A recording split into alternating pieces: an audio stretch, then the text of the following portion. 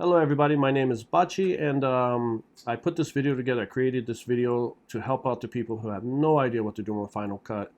Like, I mean literally from the very basics 101 Final Cut for Dummies type level here. And I am by far not a pro. I maybe, if 1 to 10 and 10 is a pro, I'm probably a 3, maybe a 3.5 at most. But the reason I'm a 3.5 and not higher is because it took me so long to figure out the simplest and the easiest things, which I want to try to help you to skip over or tell you first so you don't have to waste so much time and realize, oh wow, that was easy. I wish I'd have known that 6 months ago. And that's what I did a lot. I don't make a lot of content for anything specific. My daughter has a YouTube channel. I'm helping her. She's only 11 years old. So, after when all this stuff started getting crazy, she wanted to do YouTube. So I figured, it'll give me something to do and, it's a good skill to learn. And that's it. That's it. I just go online. I look up things. Oh, how to do this. She wants to add something, an effect in her video. I try to figure out how to do it. And here we are. So this video will be broken down into 3 parts. The first part will be equipment and stuff that you use, like cameras and stuff to make the content. The second part will be a walkthrough of the workspace with Final Cut Pro, like the screen itself and where everything is. And the third part will be a simple, like creating a small little content, a clip, just to show you how to do it. Now, if you've used Final Cut once or twice, you probably don't need to watch this video. If you've just opened it up and you're completely lost and you just don't know, then yes, this video is for you. Will I help you? I don't know. I hope so. I hope they'll maybe tell you something that you didn't know. If you don't want to watch the entire video and you want to skip, then I'll try to add some chapter stuff in there so you can just kind of know where the next chapter starts so you can skip over it. I'm having a brain fart. I can't even think of what the word I'm looking for. But anyway, it happens. So that being said, I guess we'll get started. So this will be the first part of this video, and it's probably going to be a long video because, like I said, I've done this so many times. It always gets pretty long, no matter how much I try to cut out. And I don't want you to lose out on any information, so like I said, just skip the parts you don't want to watch.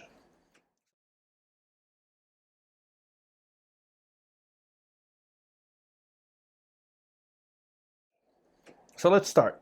First chapter, and I'm not going to do a lot of effects in this. I'm really going to keep it simple, just me talking to you guys, and then you guys watch it. I don't want to add any extra stuff to take away from the whole point of this video, which is the very basics. Like, I didn't know what I'm doing. I opened my computer, I opened the software, and what do I do next type level. So let's start. Creating a video, you need to have a camera, of course. Mics are very good to have. You can always use the mics built into the camera, but honestly speaking, a good mic is good. Lighting is important, and other little things like gimbals and things like that always help out. Of course, lenses are very important as well. So that being said, most of the time I use with Osmo Pocket 2, which is what I'm recording with right now. An Osmo Pocket 2, this is the older version, is just a small camera that has a little gimbal on it with a lens that kind of rotates. You can thumb control it. You can control it with your cell phone and things like that. I love drones. I fly a lot of drones. And there's a drone company called DJI, which I love. So when they released this Osmo Pocket, I had to get it. Excuse me. And, I like it. And it shoots 4K, 2K, 1080, stuff like that. Now here's something that you should definitely know. If you didn't. If you did, sorry for wasting your time. When it says 4K or 2K, it's not going to automatically shoot in this beautiful, crispy, like movie type quality video. That's not how that works. It will shoot in 4K, meaning that it's taking 4K of, what do you call it, the quality of the video, like the colors and everything like that.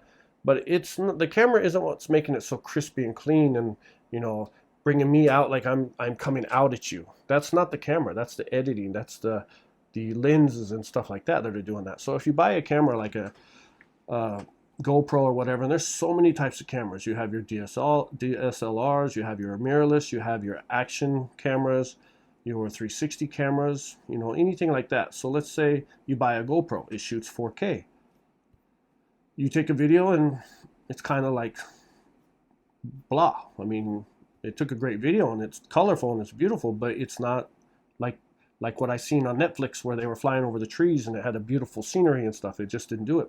It's not the camera. It's the editing and the lenses that do that. And for GoPros and kind of Osmo Pockets, you don't really have a choice of lenses. It is what it is. You can add an adapter to make it a little more wide, or you can digitally zoom, which just means instead of looking like 3 foot away, it can make it look like it's 2.5 feet away, which is still the same footage. So because of that, you need to kind of know the cameras a little bit more. And I'm not going to go into cameras because I don't know much about cameras as well. I have a couple cameras, different types. Like I said, I use the Osmo Pocket a lot. I use this Canon a lot. Now, why do I choose Canon? Is because somebody gave it to me a long time ago, and I played with one and I figured it out. I figured out the settings and everything, and I just stuck with Canon. Is Canon the best camera? No. Is Panasonic? No. Is Sony? No. They're all great cameras. They just have different purposes. Now, what's the best camera for you? Now, this is the easiest question. If you're looking to find out what's the best camera for you, I can give you the answer, and you can stop the video and be happy. The best camera for you to use is the camera that fits your shooting style, your situation. How are you using the camera? That's the best camera for you. If you're doing downhill BMX riding and you want a camera on the bike and your helmet and your back and your leg and your tire to see all these things, then yeah, you want an action camera because that's an action shot. You want to put a GoPro all over your bike and on you, and you want to go down that hill and get all the shot. You're not going to strap one of these cameras with a lens on your bike and not take a risk of breaking the camera or it just be everywhere. It's unconventional. So if you're walking down the pier and you're eating a corn dog and you're talking to your people like, hey, this is the best corn, then one of these cameras is great because you can rotate the camera, it can lock onto your face, it has tracking. And you can be like, hey, yeah, this is the best hot dog in the world. Yeah, I'm happy to be here. And this is the camera for you. If you want to shoot interviews and these kind of things, then yeah, these cameras work, GoPros work, these kind of cameras work. It depends on the lenses and stuff like that.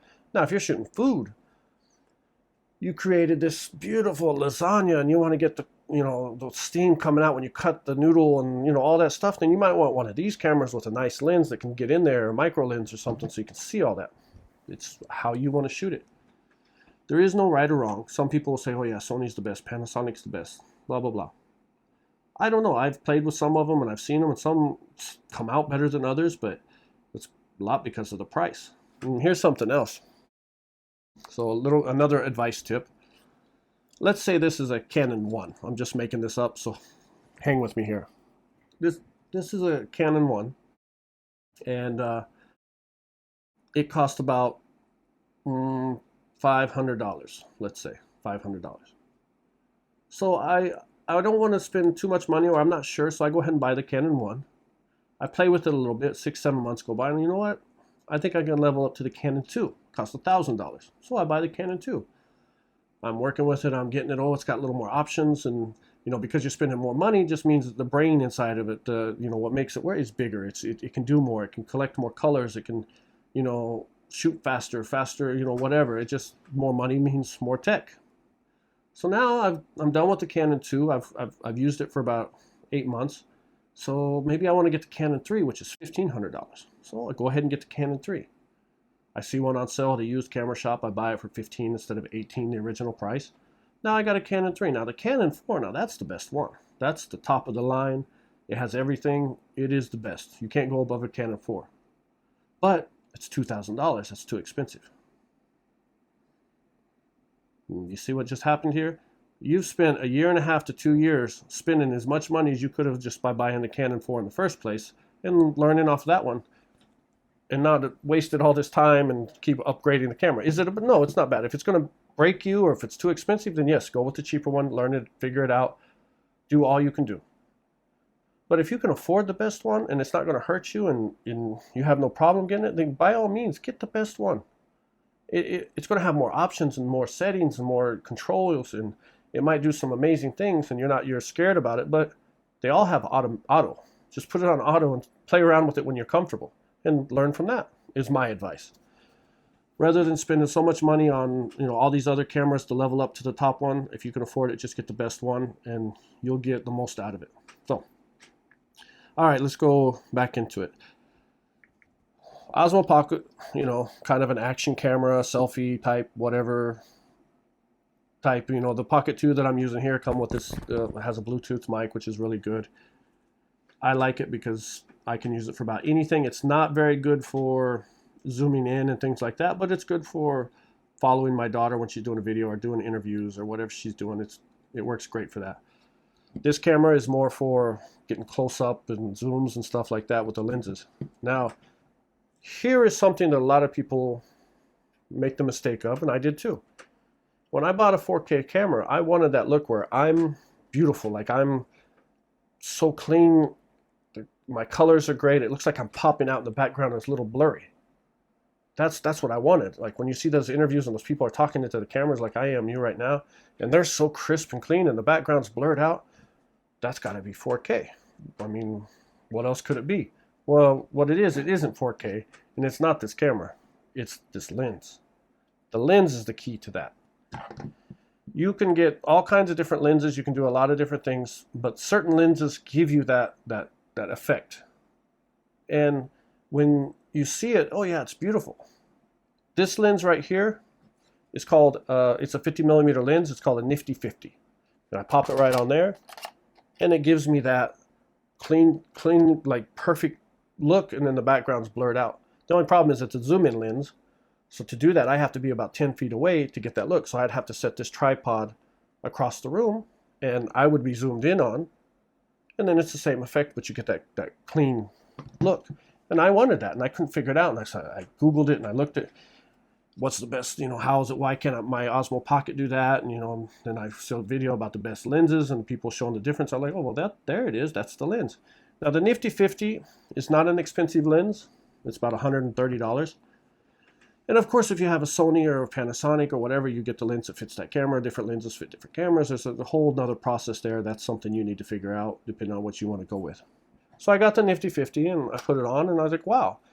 But on automatic mode, it wouldn't like do the effect as well as I wanted. So I switched over to manual, and like I'm not a camera guy, so I'm watching these, and you know, I'm watching these YouTube videos just like this one, and I realized they explained it to me. Now on the lens, on the front of the lens, I don't know if you can see it very well, might be on the front of the lens, it has some words and stuff like that. It says Canon EF lens, which is Canon electric focus or something like that, like automatic focus, kind of, so it focuses automatically. Then it says 50 millimeter, which is the type of lens, and then it has the one with the two dots. I cannot remember what that is. I'm having a brain fart, but a one with the two period looking things, and then next to that it says 1.8. Now I believe it's called aperture. So that one, well, the one with the two dots, you don't even have to worry about that. It means something, but it's not important for now anyway, I guess. So maybe it is. So after that, it says 1.8. 1, 2 dots, 1.8. So 1.8, meaning the aperture is 1.8. So the lower that is, the more of that effect you can get. Like I can be in perfect and the background is more blurred out. How low is the lowest? I don't know. I mean, I know it has a lot to do with the amount of light that lets into the lens and all this other stuff. It's very detailed and complicated, and I don't want to inform you, so I don't want to talk about it very much. But if that says 1.8, then that's pretty much the perfect number for that effect. And other lenses will have other things that'll say like 2.7 and 7.5 or whatever. The higher up it goes, the less of that effect you get. So just remember that.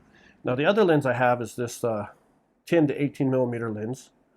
And when I did the video, when I was watching these videos, like the top 5 lenses that you should have that are affordable, these were the 2 top lenses. This was like 130, and this was like $200. But you know, I bought them used, you know, off of Craigslist type stuff, so it didn't really cost me that much. Now the reason why these lenses are good, one, this gives you that effect. The Nifty 50 gives you that effect you want. And this one will zoom in as well as zoom out, so you can get a wide look and you can get a close-up. So you don't have to keep switching lenses. This one kind of does both. But on this lens, on the front, it says Canon Zoom Lens, EFS, blah, blah, blah. 10 to 18 millimeters. That's zooming in and out. And it says 1 with the 2 dots, which I cannot remember what those 2 dots are, so sorry about that. And then it says 4.5 to 5.6. Meaning 4.5, the lowest number, it's a little a little bit foggy, you know, it gives a little bit blur in the back, and not a lot, not like the 1.8, but it's a little bit. And then 5.6 is pretty much, you won't really notice it. So these two lenses will cover everything for the most part. Now, for this lens, if I have it on the camera, I can do following, I can, you know, set it up, have people walking, totally easy. But if I use this nifty 50 and I'm trying to follow somebody, the border, the lens, I mean the keeping them in focus without having them like get out of the shot is impossible, because you can't, it's such a zoomed in lens, they're so far away and you're trying to keep on them, and if they make a move, it just cuts out. So I don't recommend using this lens for a follow shot or anything like that. This is more of a set it on a tripod and keep them within the frame. So that is the cameras. And the GoPros are perfect. You can set up a GoPro. They're easy to simple, push start, stop. They have everything you need. If that's just, I mean, if you're just starting, you don't want to spend money on a camera, you just want to get some footage, then by all means get a GoPro. If you want to level up from a GoPro, then I suggest the Osmo Pocket. You have the tracking, and you know, you can use your thumb controls, and you can use your cell phone to control it. You have this little gimbal thing here. Now this gimbal isn't going to make it where when you're walking you're not shaking a little bit. You got to be very careful with that, because you think it's on a gimbal, it's just going to be smooth. You need to do the ninja walk, and that's where you bend your knees and you walk like you're a ninja trying to kill somebody without them noticing.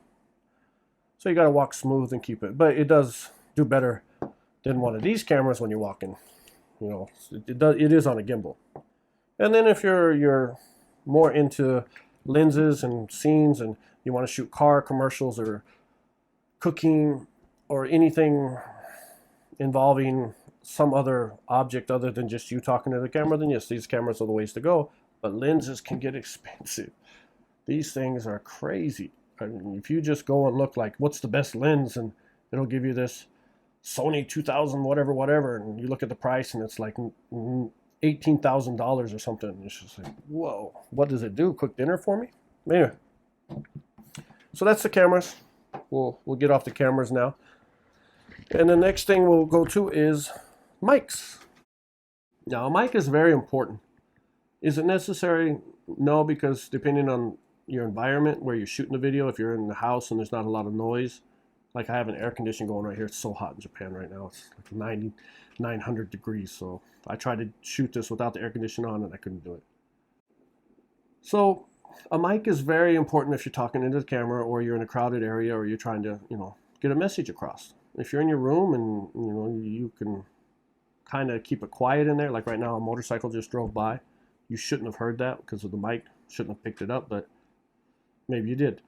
Now these have noise canceling, they have a lot of other things, and you kind of, it's trial and error. Some mics are really good, some mics aren't. I know, like what is it, Sony, or I think Sony has these really expensive pin mics that, you know, Bluetooth like this, wireless mics that are supposed to be really good, but pretty pricey. The mic I'm using is this. It came with the Osmo Pocket. It's a Bluetooth mic that connects straight to the pocket. And then I just plug in a pin mic to this and attach it to my shirt, and I'm good to go. Or I can use this. I can just clip that on, but I prefer the pin mic rather than the black box. This works great for me. I've used it in all kinds of locations. My daughter does. It's pretty good at noise cancellation. Is it the best mic? By far, no. Is there a better mic? Yes, I'm sure there are 100 better mics. Sorry, I keep looking in the cell phone instead of the lens, because the cell phone is showing me what the lens is seeing. I apologize for that if it's annoying. So there are better mics out there, of course. And then you have your shotgun mics, the mics that go up here, and your boom mics, you know, the big ones. There's a 100 different mics. I like pin mics being on the people that are involved in the scene, just because I want to hear the voice. I hate, you know, hearing sounds in the background or things like that. It just bothers me. And so I use it. Now, originally, before I got the Osmo Pocket 2 and I was using the Pocket 1, this company called Smart Mic, they sent me one of these mics for my daughter to use. You know, she did a video, I think we were talking about it, and my friend had recommended a Smart Mic, or maybe I don't remember, and then they liked the video, so they sent some and asked her to use it. So we did, and honestly speaking, these aren't very expensive. They're not like high-end whatever. They're very simple Bluetooth mics, but they're very good with noise cancellation and everything. It's pretty impressive. And they have a lot of other uses rather than that, but let me just run you through them real quick. You can connect this to your cell phone or your iPad or anything that the app is on, and you can record straight to that. So if I have it on my iPad, I hit record. It's just recording a sound file straight to my iPad, and then later on I can send that to my computer or however I want to do it. Or you can pair two of them. You compare two of them, just pair it up, link it, connect one into your camera, and then use the other one as the mic, and it will send the voice file straight to the footage. So it's like using a pin mic straight to your footage. And that, I did it a couple times, but honestly I didn't really like it. The sound, it cut out all the noise around when my daughter's talking, but when she's not talking, it was picking up like locusts, or what, not locusts, but those one bugs that in the summer. It was picking up a lot of that. But when she talked, you couldn't hear any of it. Well, it was it just wasn't good. I wasn't happy with it, so I had to reshoot it. But yeah, you compare them to connect it to your camera. So you can be 10 foot, 15 foot away, and you can just sit here and talk into the camera, totally fine.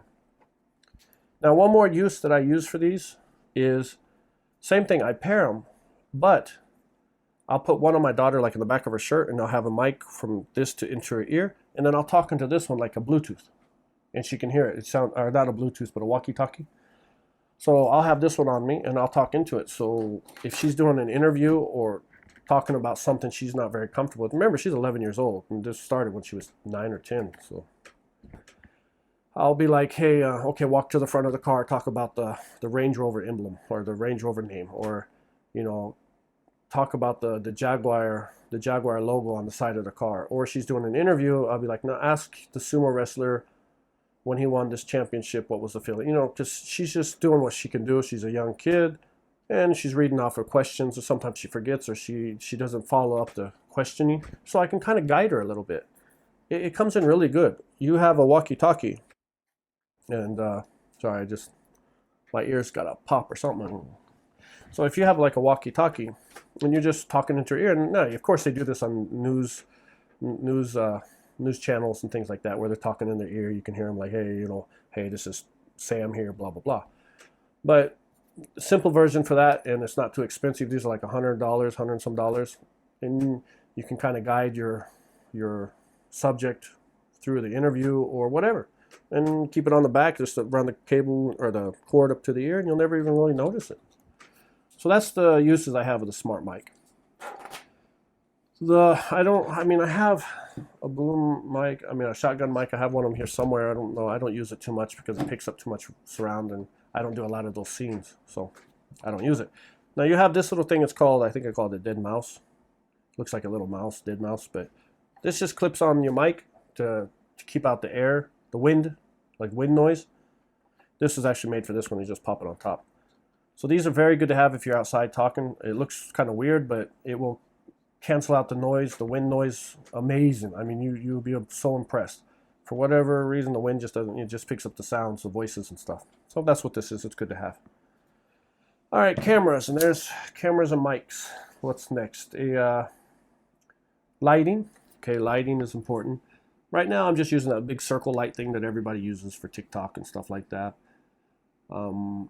If you're outside, of course, lighting is, it's nature's light, unless it's night or anything. But try to remember to always shoot with the sun behind you, facing your target.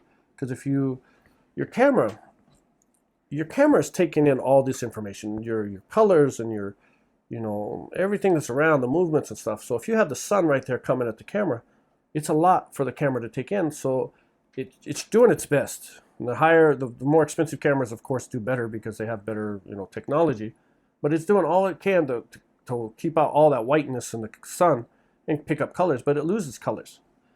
The yellows don't look as yellow as they should. The blues are gone. They've turned gray or something. And the sun just kills your lens and your camera.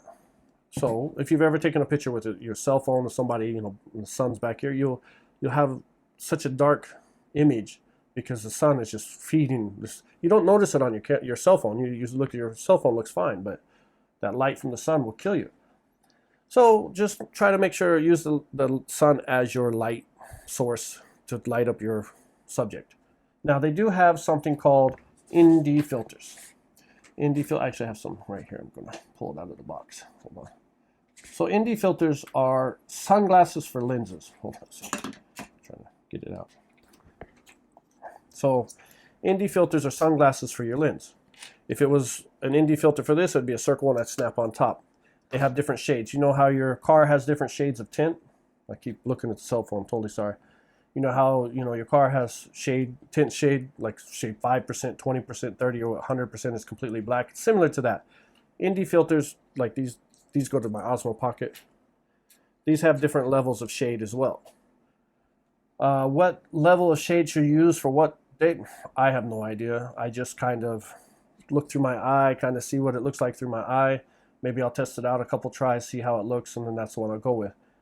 If it's a very bright day and I'm flying a drone and I'm flying into the sun, definitely you need one of these. And the reason being is, like I said before, let's say I have this lens on the camera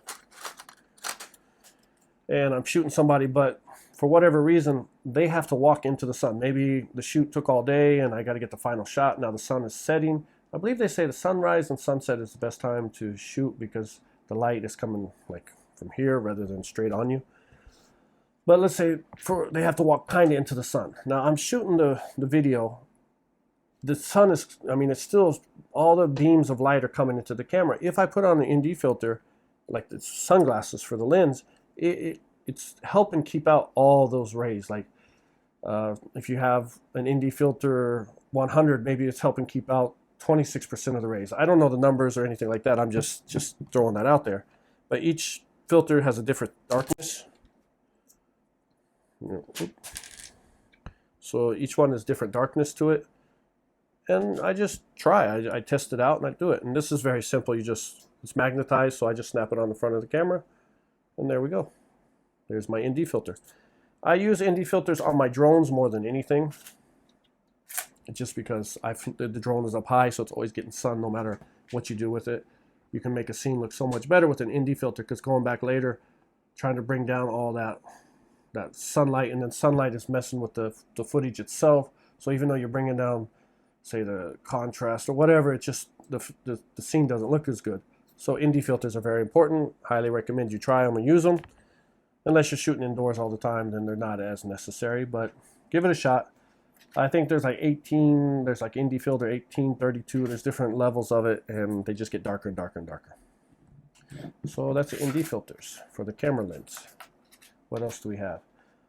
Okay, computer-wise, I use a MacBook Pro. My MacBook isn't the biggest MacBook. It's not like made for editing or anything like that. So it does get heavy. You start to see that rainbow wheel and stuff sometimes, and it's so frustrating, but it's what I have to work with. So unless I want to go out and buy a totally new computer. Is the Mac the best computer for your editing? Probably not. Is Windows better? I don't know. I prefer Mac. I like Mac, so I stick with Mac. I don't want to go out and relearn Windows just to work with the software that works just as well on Mac. Is Final Cut Pro the best editing software? Probably not. Is Premiere better? I don't know, maybe. I've used them both. I didn't really see much difference. I've seen people make some amazing content with Final Cut Pro. I've seen them make some amazing content with Premiere and other software. So I think it's just your skill set. It isn't really the software. It's what you can do with what you got. So my computer isn't the biggest computer in the world, but it has a lot of memory. And a common mistake is a lot of people think because their computer has 1 terabyte or whatever memories of storage, that's enough. It isn't. There's no way is that enough. Reason being is because a quarter of that memory is being used on what other stuff you have in your computer. And then when you start creating the content, let's say you have a 10-minute clip that's 10 gigabytes. So you put it in your computer and you're working on it, you're editing it, and then it renders. When Final Cut renders, is what it's doing is it's taking like a vacuum and it's going over the clip and cleaning all the dust and dirt out of it and making it clean and pretty for you.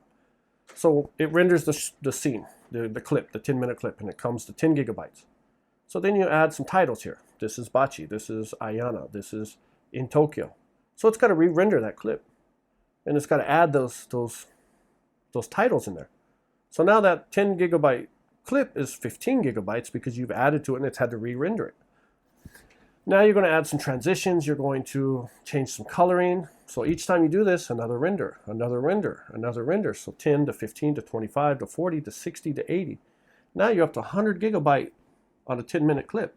Usually, of course, it doesn't get that high, but you see what I'm saying. Every time you change that clip and you add something to it, it's re-rendering it, and it's just making that clip all over again. The same clip, just adding that stuff in there, and it's just getting bigger and bigger. So if you have a 100 gigabyte clip, how many of those clips can you make before your computer's full on memory? That's a huge problem. It will eat your memory quick. And then when you get to like, you're almost done with the project, and you're at 998 gigabytes, your computer's saying your memory's full, you can't add and you can't edit anymore, and your clip's not done, you got to go back and delete stuff. But if your project is almost the entire hard drive, what are you going to delete? You'll start all over on your project that you've been working on for 12 hours or 10 days. It's so frustrating. So I recommend, these are lifesavers. This is portable, like ScanDisk. This one is 500 gigabytes. My other one's a terabyte. Another one's a terabyte. I use 3 of these. And the reason I use 3 is, one, I'll keep the original files in. The other one, I'll keep the library and the catch files or whatever in. The other one, I just keep the project in.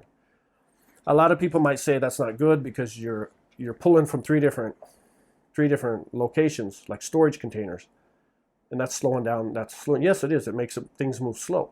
But I know my computer's not going to run out of memory. That's more than, I'm happy with that. I'll accept the slowness for the memory problems.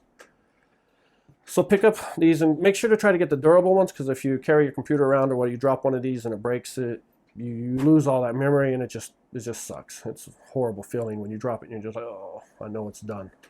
So definitely pick up one of these. Computer itself, the more memory the better. You want to make sure you have a lot of memory, your CPU memory, because Final Cut is not a small software. It's kind of big, and it eats up a lot of memory. And the more you're doing with it, and the more effects you're adding to the scene, the more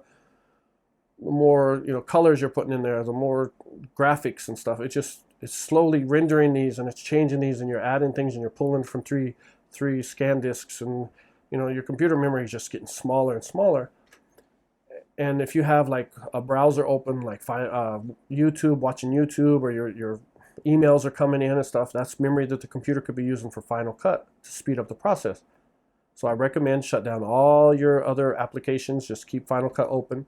If you do want to watch YouTube, watch it on an iPad or your cell phone, and like a walkthrough video of how to use green screens or whatever. Then watch it on a separate device. That way you're not using your computer's memory. And once in a while, like I have a software called Clean My Mac. I love it. Optimize the Mac while I'm working on a project here and there. So it'll clean up the stuff that I'm not using, taking like a vacuum over my computer, getting rid of stuff I'm not using. And it helps keep the computer up to speed. But still, if you're using a 4K, and this was a problem that I had before, I was trying to create this content, but it was choppy. It was like when you pan across the scene, it was digitalized and choppy and dirty, and I couldn't figure out what was going on. And I talked to a couple friends on YouTube, and I'm looking, and then one of my friends said, well, maybe your computer can't handle 4K. It's an older Mac, so maybe that was the problem. So I got a different Mac, and that helped out a lot. And then I realized maybe I wasn't letting it render, because I'll explain it later and I'll show you later, but you have dots letting you know it's rendering. Maybe I was completing the project, or I was printing the project, making the file before the rendering had finished or something. I don't know. It's better now. Of course, I don't have that problem, but at the time, I couldn't figure it out. Why is it choppy? And even people are like, why was it so digitalized? I was like, I don't know. But if you are using 4K and 2K or 8K or 15K videos, make sure your computer can handle that as well. I don't recommend really using it like this is 1080. I'm not shooting in 2K or 4K. I can, but it's just not necessary. It's a huge file, and the only really difference you can see on a 4K is if you watch it on TV. If you see it on TV, oh wow, it's beautiful, but on your cell phone or your computer, you really don't see the difference. Some people argue that, yes, I know there's a big difference. You got all this, so many megapixels within, whatever. In our normal eye, on your cell phone, you really don't see much of a difference. So be happy with 1080. There's no reason to make huge files, 4K, unless you're making a movie or you know you're trying to create that cinematic car commercial, then definitely. Okay, so that's the computer. I think we've went over everything for the most part. There's a couple more things I want to throw out there before I end this chapter.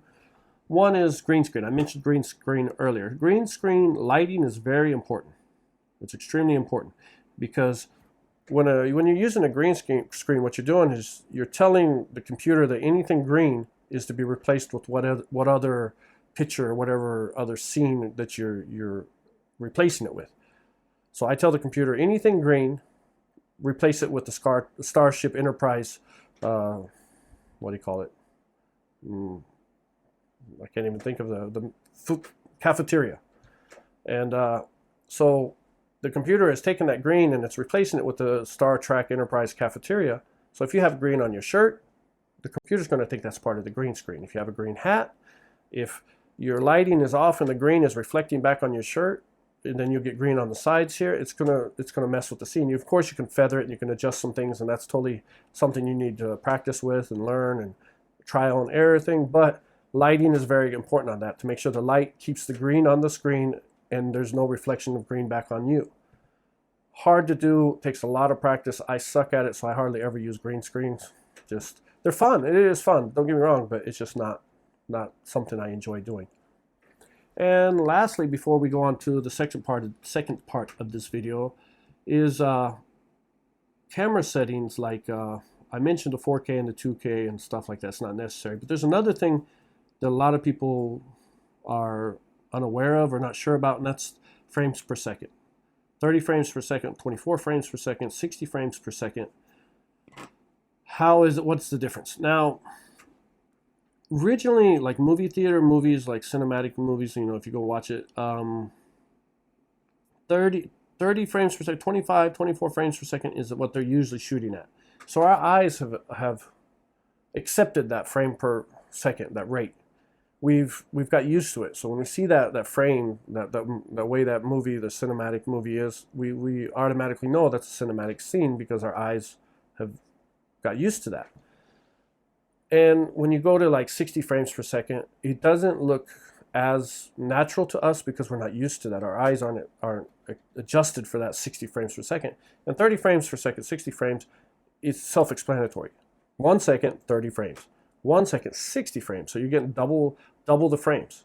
Just meaning that when somebody does this, it either looks more smoother or a little bit less. And that's the only difference. I personally shoot in 60 frames. This is 60 frames right now because I like how it moves. I like the way it looks. I like the way the cleanliness of the movement. 60 frames per second is also very good for slow motion because you get more frames within a second to when you're doing that skip a rock across the water and you get that beautiful the water splashing. You get more of that because you have more frames to work with. 30 frames you'll get less, half of that. So of course, if you're doing anything, if you think that this is going to be a slow motion frame, like a shot, like a car sliding around a corner, definitely do 60 frames per second. You'll get a better scene out of it. If not, my advice, my number one advice to you is take your camera, shoot 4 scenes. One with 24, one with 25, so 3 scenes, 25, 30, and then 60. Same scene, sitting down in front of the camera on a tripod and just do this. 24 frames per second. 30 frames per second, 60 frames per second. Just look at that video and figure out for yourself which one you thought looked better. Other than that, it's whatever makes you happy. Yeah, you're trying to please the people watching the video, but if you're happy with your footage, then that's all that matters. I would have my I'd have my daughter walk in front of the camera, stop, look at the camera, wave, and walk out. And that's how I figured out I liked 60 because I couldn't figure out what was better or what was worse. And that's what I did. And at the end, me and my daughter looked at it and like, which one do you like? She was the same way. She chose the 60. She said it looks better. That's what it does. So that's my advice. Test yourself, see what you like, and go with it there. So that is the end of, I guess, the first chapter, the first part of this video. We're at 40 minutes. This is going to be a long video. I hope you guys are getting anything out of this. If not, I'm just talking into a camera for no reason. All right, so I'll probably do some things and come back later and start with the second part of this video, which will be kind of a walkthrough of Final Cut, like the layout and the workspace and where things are and stuff. And like I said, I'm not a pro. I'm not a very tech savvy kind of this is this and this is this, and the CPU will run on this if you hit this button and double bypass this button. That's not me. I'm very simple, very basic, and I just want to help the guys who are like me, trying to figure it out and struggling sometimes. I wish I could be, and hopefully I will be in the future, a little more advanced. I love drones now. Drones stuff, something I'm good at. I can fly drones and I can do some pretty good shots, but this is still a learning process. So I hope you enjoyed the video, and I'm going to go straight into the next chapter. Stick around, and if you want to learn more. If not, thanks for watching up into here. All right, let's try the next one. Before I jump into the next chapter, totally forgot there was one more thing I wanted to talk about, and that is the gimbal for your camera. And this is a DJI, yet again another drone product, a drone company product. It's called the Ronin, and these things are amazing. There are very expensive ones that are out of this world, that are crazy. This is probably the lowest level, cheapest one, which is about $300, $400. And how it works is, I'm sure you guys have seen them. I definitely always wanted one, and there was things about it I didn't know, so that's what I'm going to try to show you. So it's got this little gimbal on top, and then you have a thumb control so you can guide, you can kind of do this. It does connect to your phone, so you can even use your phone to kind of control it. It has little adapters on the side. You can connect things over here. You can put like a tripod or whatever. They're pretty simple and pretty impressive, but I thought when I put this camera on here and I lock it in and I turn this thing on, it would automatically balance out and I would have a gimbal. Walk down the street, you can do the whole side things and do your, that's not how it works. Now the expensive ones maybe, I don't know, those are thousands of dollars and very, very impressive. So with this thing, when you put it on here and you lock it in, you have to manually adjust it. You have to manually balance it, yeah. So you go left a little bit here, you go right, turn that this way, and you tilt your camera, pull your camera forward, and you get it to balance this way, and then you get it to balance this way. And then once you have it all balanced and you pick it up and you kind of do this, it won't move. Or if you put it any direction, it'll stay in that direction. It'll be completely balanced. And then you can turn it on and it'll do its thing and you're ready to go. The reason why you have to manually balance it is because these motors in here are very small, and they're just trying to counterweight the camera. And the bigger and the heavy camera you have, of course, the more weight it's working with, and you'll just burn out the motors. You don't want to do that. So it took me, the first time I did it, I had to watch a couple YouTube videos, and I was so frustrated because I was expecting just to turn it on. And the first time I did it, it probably took me 15-20 minutes to get it. And I'm like, man. Now, maybe 3 minutes, I can just pop it on there. I already know how it's set up, how it's standing, how it's tilting, what I need to fix. Very simple, couple minutes.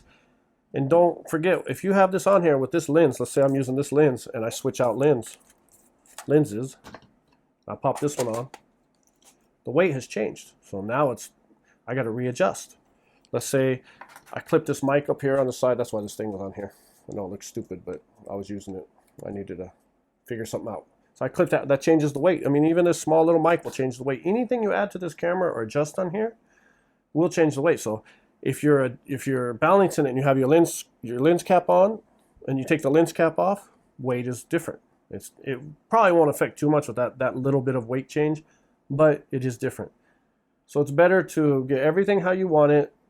If you're using a zoom lens and you zoom out or zoom back, it's better to keep it in the middle so it can kind of, you're not going over or under. You're kind of in the middle. So if you zoom, your lens kind of zooms in or out, it won't be such a big effect on the thing. So that's just something that I wanted to show you guys before I went on to the next thing. These things are amazing. They're very good, but like I said with the Osmo Pocket, just because you have it and you're walking down the street doesn't mean it's going to be a smooth shot. You need a ninja walk with your knees bent, like you're getting ready to sneak up on somebody and assassinate them. Slowly, quietly. This way and sideways and this, and of course it's very smooth, but walking you're always going to get that unless the The better you are at ninja walking, the smoother that'll look. But going down on the side of a car or coming like this, you'll do great with these things. Are they necessary for everybody? No. Yet again, to my original comment, whatever you shoot, whatever you're using these things for, that's the product, the items that you need. That's not going to be really necessary if you're shooting a how to cook commercial or a TV or YouTube video of cooking lasagna, but it might come in handy if you're doing car videos or some kind of adventure type, you know, I don't know, like showing off something really nice. You want to get that close up and fade back and walk along. Somebody's walking down like a commercial. Like if you're shooting a commercial, they're perfect for that kind of thing. So yet again, I'll keep looking at the screen. I apologize. I know it's probably very annoying, but I really don't want to do this video over. So the way I have it set up is the camera's here and it's connected to my cell phone. So the lens is what I'm looking myself in the lens. So anyway, excuses, apologies. That is it for the first part of the chapters, or the first part of the video. And the second part I will jump into next. Stay tuned, and I hope you're enjoying the video a little bit. I mean, I'm not the guy behind the camera, it's my daughter. But I wanted to do this for us people who struggle a lot with these kind of things. All right, I will see you in a little bit.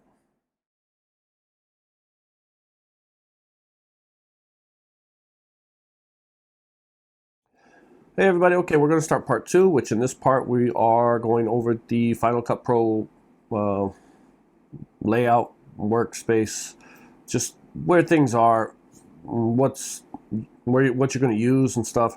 It's not going to be deep at all. It's going to be very, very just skim the surface of it. Things you should know and need to know just to start. Everything else you'll pick up on the way. So let me put the computer screen up here, and I'll put my face somewhere else, I guess. Here we go. All right, so now we're on the computer screen, and this is what it looks like. This is your icon for Final Cut Pro. As you notice, I've pretty much closed everything besides QuickTime because I'm recording the screen, but I've closed everything else. And up here you have your Clean My Mac, which I told you before. Go ahead and optimize the computer, get it, up to speed. So let's start top left, work our way across, then go down here and work our way across. Close this. So first off, of course, you've got your, your common normal files and edits and trims like any other software. You always have your main options up here to say. Now, in preferences,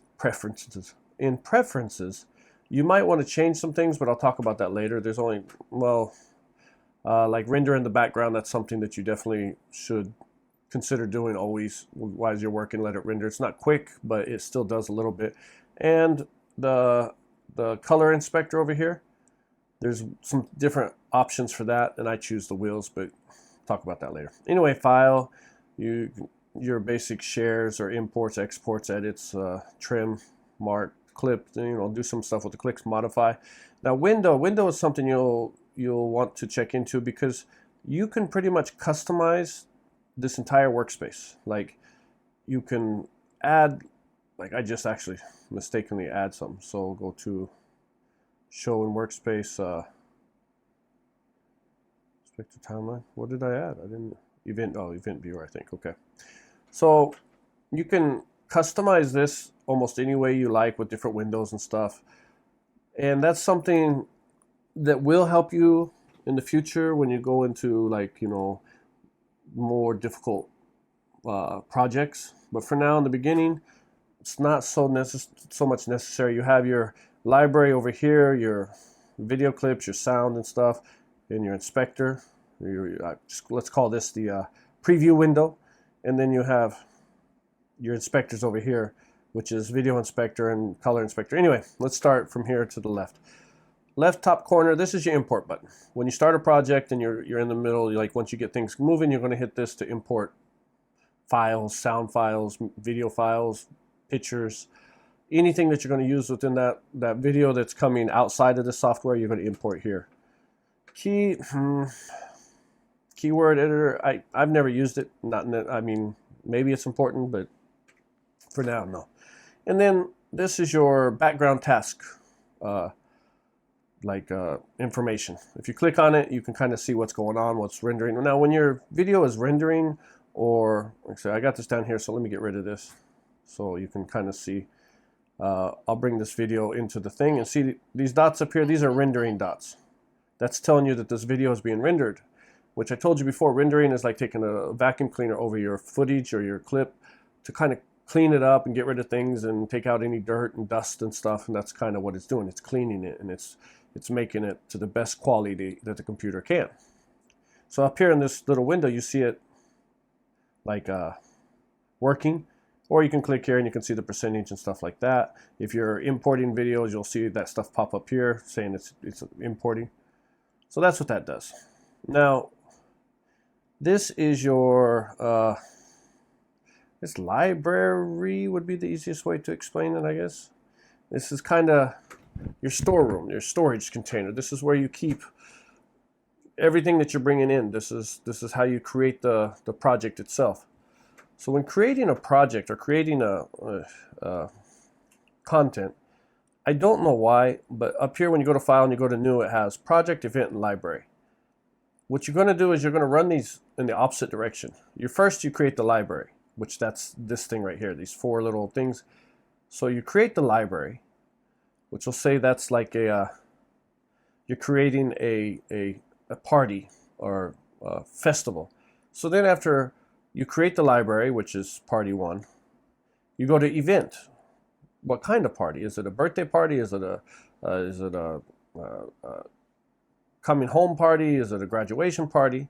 So once you create the event, which is, I put birthday because I've already done this video, but I had to redo it. So create the party. Next is the birthday party. And then after you create the party, you got to create the project, which, okay, it's a party, birthday for Tom Jones. So that's how you get it. Your library is where you're storing your information. The event is what it's focused on, and then the project itself is like the individual, like specific point. Another way to say would be for the library would be car commercial. Event would be Jaguar, and then project would be the F-type. So the thing is, all your car commercials will be in this library. This event would be talking about Jaguar and those are Range Rover cars, and then the project itself would be in a specific car. Or it would say, you know, car commercial, Land Rover, and then Range Rover Sport. So you just slowly narrow it down. And that's what this is right here. The stuff you see over here is the content that has been imported into your library. Now, usually you'll have a bunch of libraries, like different things that might say party, car commercial, tutorials, or whatever. But the more stuff you have over here, the more the computer is working on that stuff while it's there. As long as it's in this library, it's still being somehow adjusted or worked on. So it's better to make sure that you don't have a bunch of stuff over here. You just use what you put up there, what you need. Therefore, the computer is, you're not outsourcing the memory as much as you need to. You're trying to keep the memory focused on what you're working on. So anyway, this is the project. That's the project clip, which is what's down here as well. It says you can shrink these windows down. You can expand it and stuff so you can see more. You can actually go up here to like this area and 30 seconds, 2 minutes, how long you want each clip to show you. You can adjust the way you see it. I mean, these Final Cut Pro is extremely it's very customizable. So you can do a lot with it. You can customize a lot of things on it if you just play around with it and try to figure it out. So like I said, this is when it has that little like video clip looking tire track across the top of it, and that's the actual project itself, which is Bocce, which is the same name that's down here. So that means whatever's down here is what's in this clip. And then these are clips that I brought in. It was on a different, when I was doing this before, sound file, the video, different videos and stuff, another music file. So see this orange line right here? That orange line is telling me that video clip is being used in our timeline. This down here is called your timeline. Your timeline is the most important part of this. This is where you do all your work. This is the surgery table. This is where you put the person on the table, you get them all ready, and you just start cutting away and fixing anything that's wrong with them.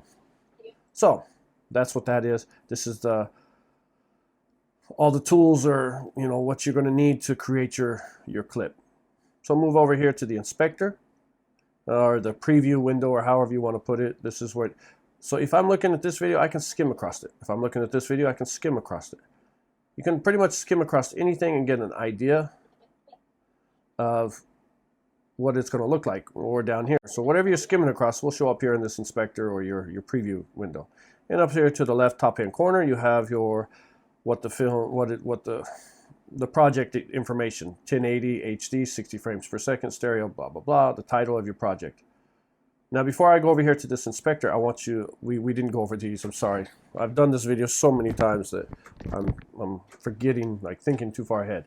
So this is your library. That's what we already went over that. And now the next one is your photos, music, and sound. What do they call it? Photos and audio sidebar.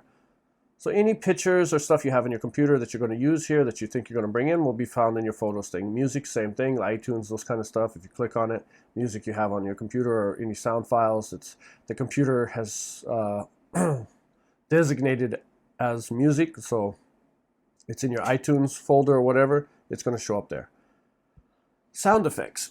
Sound effects, the software itself comes with a lot of different types of sound effects, and sound effects are very useful in videos. A swoosh, a whoosh, a swift, a kick, a boom, a pang, a tick-tock, or whatever you need is going to be in here. Now, it might not have everything you need, and you might, like say you're making a horror footage or something for Halloween or whatever, and you need more scary ghost sounds or creepy sounds. It might not be in there. You can always go up here to the search bar and type in creepy or monster or something. Something will pop up. Let's say monster horror movie. So it sounds like zombies. So you can search for different sounds. Now, I don't think that sound was originally in this software. I think I purchased the plugin that had it in there. The plugin, I'm sure you know, but if you don't know, is just an add-on to the software that wasn't originally in the bundle of the software itself. Like it wasn't already put into Final Cut Pro. I purchased it online or as a bundle for something else, and so it let me have that extra whatever sound or stuff. So you might create a bundle that has 20 different sound effects, horror movie sound effects, 13 transitions, and 6 titles. And you purchase it for $20, $30, you install it into your computer, it puts it into Final Cut, and then you have some extra things. There's a million bundles out there, and there's some good ones, and there's some, maybe you didn't need it, and there's some good, if you're skimming through Facebook or something, you might see this package, all movie effects and like blast and sound, the laser gun sounds and stuff. And if you like that stuff, definitely, check it out. It doesn't hurt. I downloaded several bundles that had a lot of sound effects in case I needed different sounds. So you can go there, and of course you can look through name, like, put it in alphabetical order, things like that. I mean, however you want to look for it, just type it in. Hockey sticks. Will I use any of these sound effects? Yeah, some of them. Will I use all of them? No, probably not, but hey, it doesn't hurt to have it. So that's your photos, music, and sound effects. If you want to use a sound effect, all you got to do is pick on it and drag it down here to the timeline. Now sound clips, audio clips will always go underneath the main timeline. So for whatever reason, music, sound, anything like that will go down here. So I don't need it, just delete it. I hit, it's a smaller one. So it just makes a little, so let me kill her voice, and I don't know, I hit, and I can crank the volume up a little bit. And whatever that sound effect is, or the hit is, then that's what it is. So that's what sound effects, and they come in handy. You can go through it with your Final Cut, the original, when you download it, there's a lot of sound effects in there already, and just see what you like. I go to this this one site, purple something, and they have a lot of copyright free music and stuff to use. Of course, you know, you got to give them a shout out in the description and stuff like that. And I download a lot of their free music or whatever. This Purple Planets is what it is.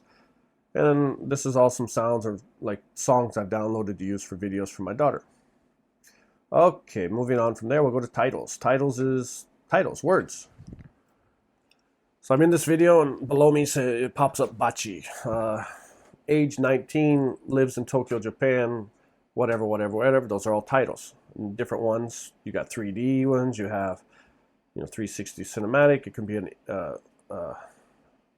like an intro, like a, you know, like Star Wars, where the words rise up the screen. You know, things like that. You can, and a lot of these are also plugins. You can purchase these like extra. This call out pops and M-Freeze, M3 tracker. Now there's this this company, VFX, I think it's called. Yeah, Motion VFX, and they have a lot of good plugins to check out. So I recommend you look at them. They're expensive, but they do have a lot of good ones.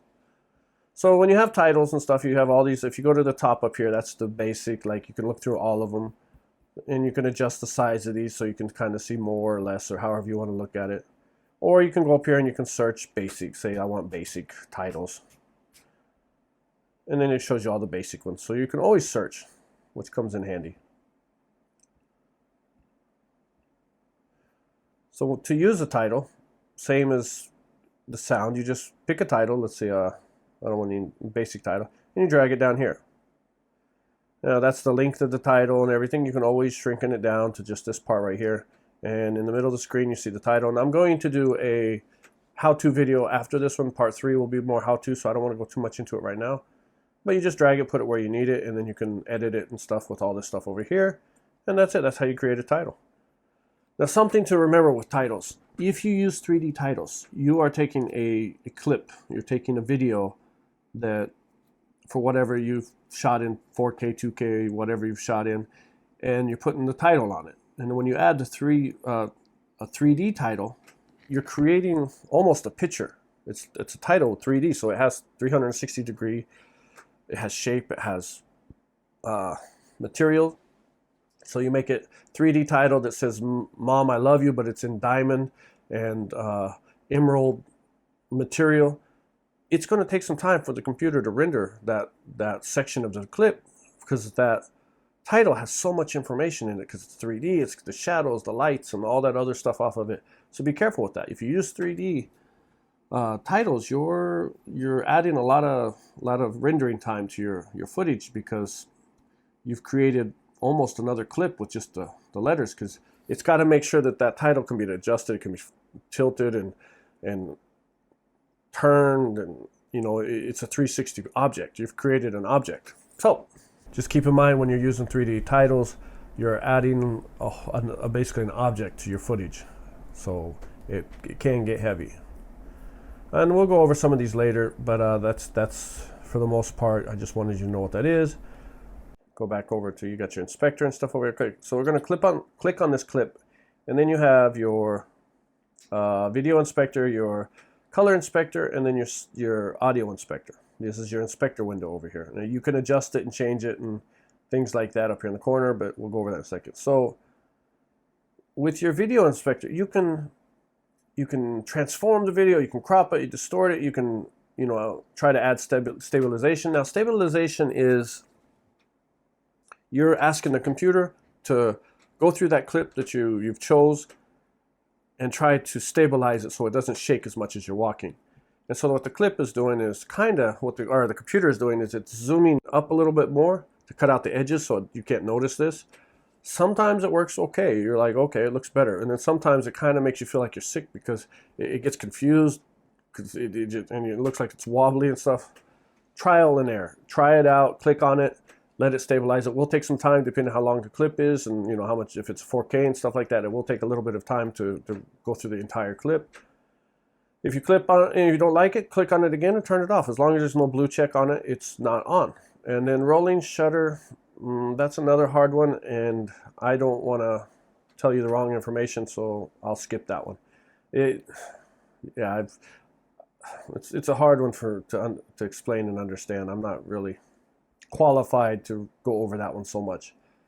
So you have these inspector tools here that you can do, but you also have them down here. So if you click on this, it's transform, crop, and distort. It's the exact same thing right here. They just give you these like quick choice. So if I click on this and I can crop the video, I can, you know, transform the video. I can crop it. Now let's say up here in the corner there's a view. This is the screen, to fit the screen or view. So if I put out 50%, it zooms out to 50%. So this is only 50%. And this border right here is where my cutoff is for the screen, for the size of the video that I've chosen to create. So if I extend this, I'm just zooming in and all this is being cut off. Now there's a shortcut called Command Z, which you probably know about, but if not, that means back up, like go back one. So if I hit Command Z, it reverts back to what it was one step before. You can do that like multiple times and keep backing up if you want. So yeah, so if you go to 50%, you zoom out, you want to kind of expand it or zoom in or something like that, then you can do that all right here. Or you can go to the crop tool and then literally like crop it out where this part of the footage is all you see and this is just blank. And that's when you're done like doing these inspectors or these kind of editing things, always go to hit the done button, because if you don't, sometimes you won't be able to use other software because it thinks you're still doing this and you're not getting the options that you're looking for and you're trying to figure it out. It's just because you haven't hit the done key. So go back up here to the view and go back to fit, and it fits it in this window. So it'll always try to fit it in the window, even if you adjust anything else. It'll always try to make it fit the window. That's all that means. The view here, I know I'm skipping around a little bit and I'm sorry, but I forgot to go over it. Like I said, I've done this video so many times. Here you can bring up things like a video inspector, which talk about that later. Better quality. Better quality is you're going to tell the computer to use not to worry about the performance, which is this one, but make sure the video looks the cleanest and the best you can, which if you're editing and you're doing that, it's just slowing you down. You don't need to do that because it's just trying to make sure the quality is the cleanest, and it's better to just use the better performance. This optimized original proxy preferred, I'm going to go over that later. That's an important thing, but it's not really right now. You kind of get the gist of it. And then you can just look out down through here and kind of see what everything is, show horizon. Now you can, you know, things like that. I mean, it's very customizable. You just have to play with it and see what you like. So back to where we were. We were saying this little tool here is the same thing that you see over here. Now let's go over to the color inspector. Now in the color inspector, this originally starts off like this board, I think.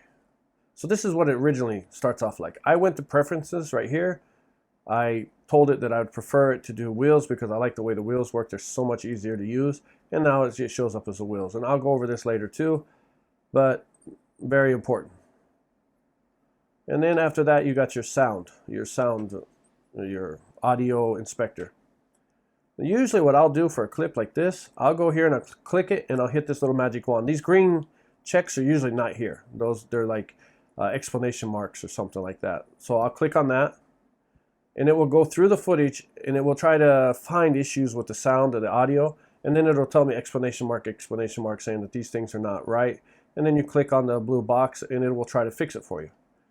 When I'm using a video that has like my daughter talking, I will usually pick this up and put it on loudness, but this is stuff that you need to play with too. You can click here to this like equalizer, which unless you're an audio engineer, it's very confusing. I mean, they have so many, you can do so many things with the audio on this thing. It's crazy. So you want to voice enhance and stuff, see how it changes everything. I just like loudness. I think it's the best fit for her talking. And sometimes like you don't need this noise removal thing, and you don't need the loudness thing, and the hum messes up the volume a lot unless there's actually a hum there. So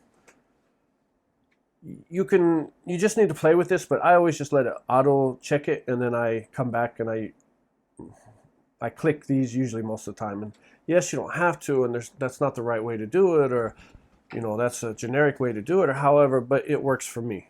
I don't have a problem with it if I do it that way. Sometimes it doesn't sound right if I click loudness because wherever we shot, yeah, but this is just how I do it.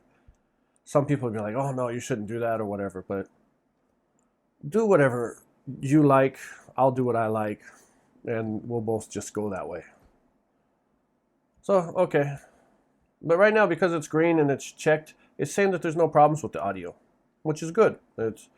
I think I've already actually, this is a video I've created before, so I've already fixed the audio. And there's an audio thing called a compressor that you can go in and really kind of very technically change like the treble and the bass and all that stuff with the voice and try to cut out things. It's amazing, but like you need to watch a lot of videos on that one. It's fun, but it's hard. You can adjust the volume of the video here as well as the clip and stuff like that. So, and if you have any effects, they'll pop up down here, but we'll do that in the next video. And then last but not least, on this little area here is the inspector, and this is just the information of your video, the size, start, stop, where it's saved at, what's the project. You can go down here and click on, okay, maybe I want it in general, so I want to see general or settings. It's kind of, what do you want to see over here? What is your preference? Basic is just good enough for me. Now, if you want to know about your project, you can always come over here and click on it, and then go up here to the file and the library properties.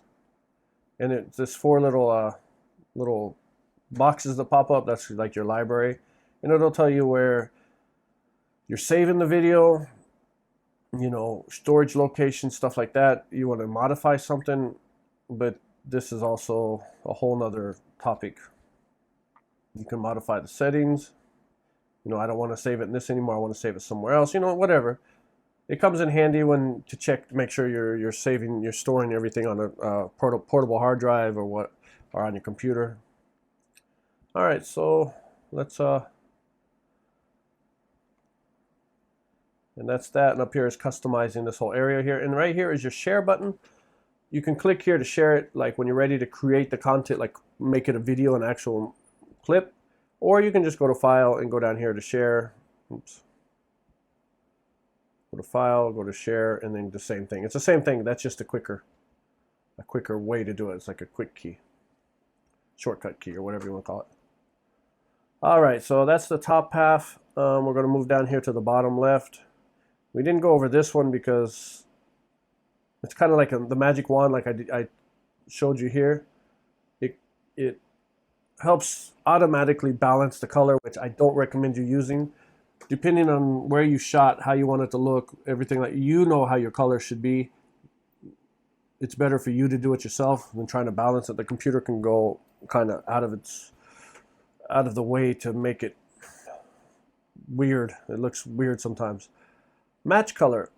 Now this is supposed to be for if I have this scene and this scene, but the time of day was shot was different and color was off for whatever reason because of sun direction, the lighting, and you're supposed to be able to click on this and then try to match those two scenes. And honestly speaking, it's never really worked for me. I have no luck with that at all. Color inspector is up here already. Already have that. Audio enhance, stuff like that. That's all that magic wand. And then here is your, so it looks like a speedometer because it controls the clip's speed and direction. So you want to slow it down, you want to speed it up, normal. You want to reverse the clip. Speed ramp. Speed ramp is pretty good. So if you're making a clip and you're running and you want to speed it up and then go back to normal just because it's just such a long run, so you'll go boop and then boop. Of course, it doesn't look natural, but it doesn't look that good. So a speed ramp, it'll start normal and then it'll gradually speed up to the top speed and then it'll come back down. So you get more of a ramp rather than a. So it's easy to do. It's it's pretty much all automatic. You don't have to do much. And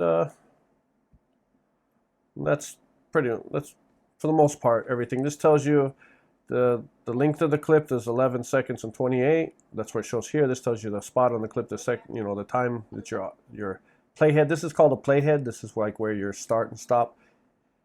A shortcut key is if you hit spacebar, and that spacebar is play and pause. So as you hit spacebar, you can start, stop, start, stop. So Command Z is to go back to fix a mistake, and then spacebar is play, pause. And then right here you have this this expand, so it puts the video like full screen. Escape, and it'll take you back to this. So I think that's everything for that top part. Now the operating table. Here we go. This is your timeline. This is where everything, like I said, this is where you create everything. This is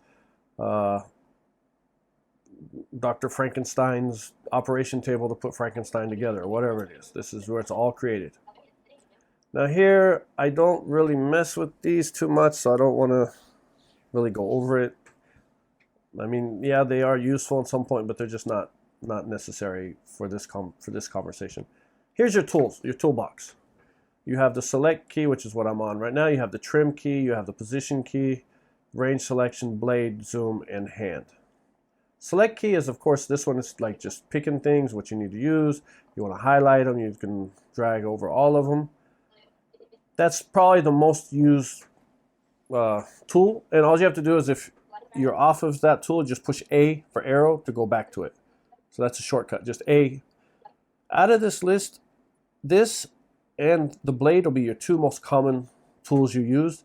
So if you hit B to blade, it goes to scissors. Now I can cut the clip. Bam, cut, cut, cut, cut, cut. I can cut anything. So I split it in pieces.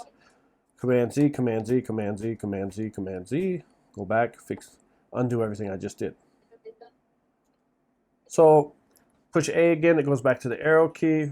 B, back to the scissors or the blade, and I can cut things. The trim tool, it's helpful, but with the select key, you can still like pick on the edge of something and trim it down and stuff, so rather than cutting it. If you want to shorten a clip, let's say I don't need that and I want to bring it down, it shows me where, and I just trim it there. So trim and position keys, you can kind of do everything with the select key. It's really not that necessary in the sense of like you don't need to specifically pick it. My keyboard, I have that little touch bar at the top, so I can just push a button and it trims, like it'll bring the clip to a certain spot. So I never use it really. I use the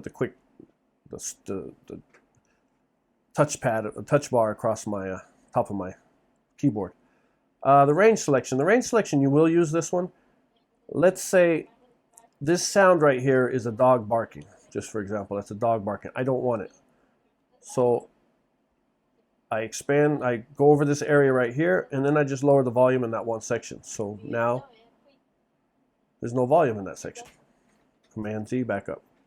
So the range tool will help you cut out volume or audio clips that you don't want, or sounds that are in the background, as well as if you're wanting to work on a certain part, you just pick a specific range. And the blade, we already talked about the blade. The zoom. Now zoom, I'm working on a MacBook, so I can use the iPhone where you pinch in and pinch out. So if I pinch in, I can zoom in, or I can zoom out. You can also go over here to this area and zoom in, zoom out. Very, very easy. But let me put it back to the arrow. The only thing, the best shortcut that comes in probably most useful is Shift Z. Shift Z will take your clip and put it within this viewer right here, the timeline view. Let's say I have this expanded. I hit Shift C. It will recognize that this window is out, and it will put it within this view. So if you need to get close in, then yeah, you need to zoom in. But if you just need to see your clip as one whole, like doesn't matter if it's an hour long or 2 minutes long, you can see it all within here. Just hit Shift Z. So I close this window down, Shift Z, it puts it all back there. So that's very very helpful. You won't need the zoom tool if you have a trackpad or you just use Shift Z. If you don't, then yeah, you'll need the zoom tool. So okay, there's the title. Or yeah, title. We have the title there. We have the clip there. We have a little sound effect down there. These little arrows right here.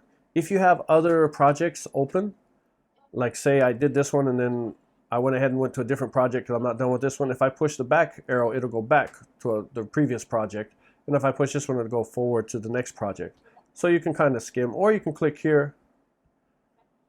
I don't have any other projects open, but it would give a list also of projects that are available and stuff. So that is that. Now here, these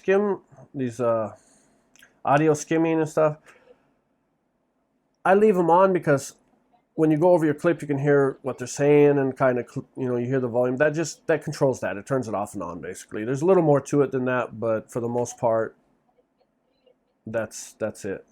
The solo selected, it's like you don't hear the anything but other than what's in the timeline, I guess, to put it. I don't ever really mess with that much either. Now this, the snapping tool, this is probably the most important part of these tools over here. This snapping tool, what it is snapping like snap. What it does is it creates a magnetic field around all your body parts down here in the timeline so they can snap together. As long as that's on, and let's say my playhead is right here, and I want to put this sound exactly at the playhead, it will snap to it. See how it all went yellow? Or it'll snap to this side. Or if I want to put this there, when it goes yellow, it's telling you that's right on the spot. Or let's say I want to put it right at the end, so it goes. Now when this little thing, it's like the video can't have empty space, so this just makes a black like dead space. So because I extended this volume out there, it needed something here. So if I played the video out, it's just going to go black, and then you still get the title. You can use this, or if you need, if you don't want it, just hit delete. But you got to be careful, because if I pull my title out and see how that little dot is right there is connected to this black thing. If I delete that, I delete the title too. So just make sure you're not connected to it. And there's shortcuts to help you like around that, but not important right now. So the snapping tool, back to the snapping tool. Let's say I hit B for the blade. I cut here. See how it stops right there? Now I push A to go back to the arrow tool, and I want my title to start exactly right there. And that's where it starts. But let's say I just want to move it over just a little bit. No, not that far. Just, nope, not that far. Nope, not that far. See, what it's doing is it's going to the next frame. I don't want the next frame, so you have to turn the snap tool off. And then from there, you can go over to one little spot at a time. And you can hold down the shortcut keys where you can hold down and go one little kind of frame at a time, little space at a time. But for now, we don't need to go over it. So that's how you would adjust that. So now there's also a thing, it's called a marker. Markers leave little tabs. They mark the clip for you.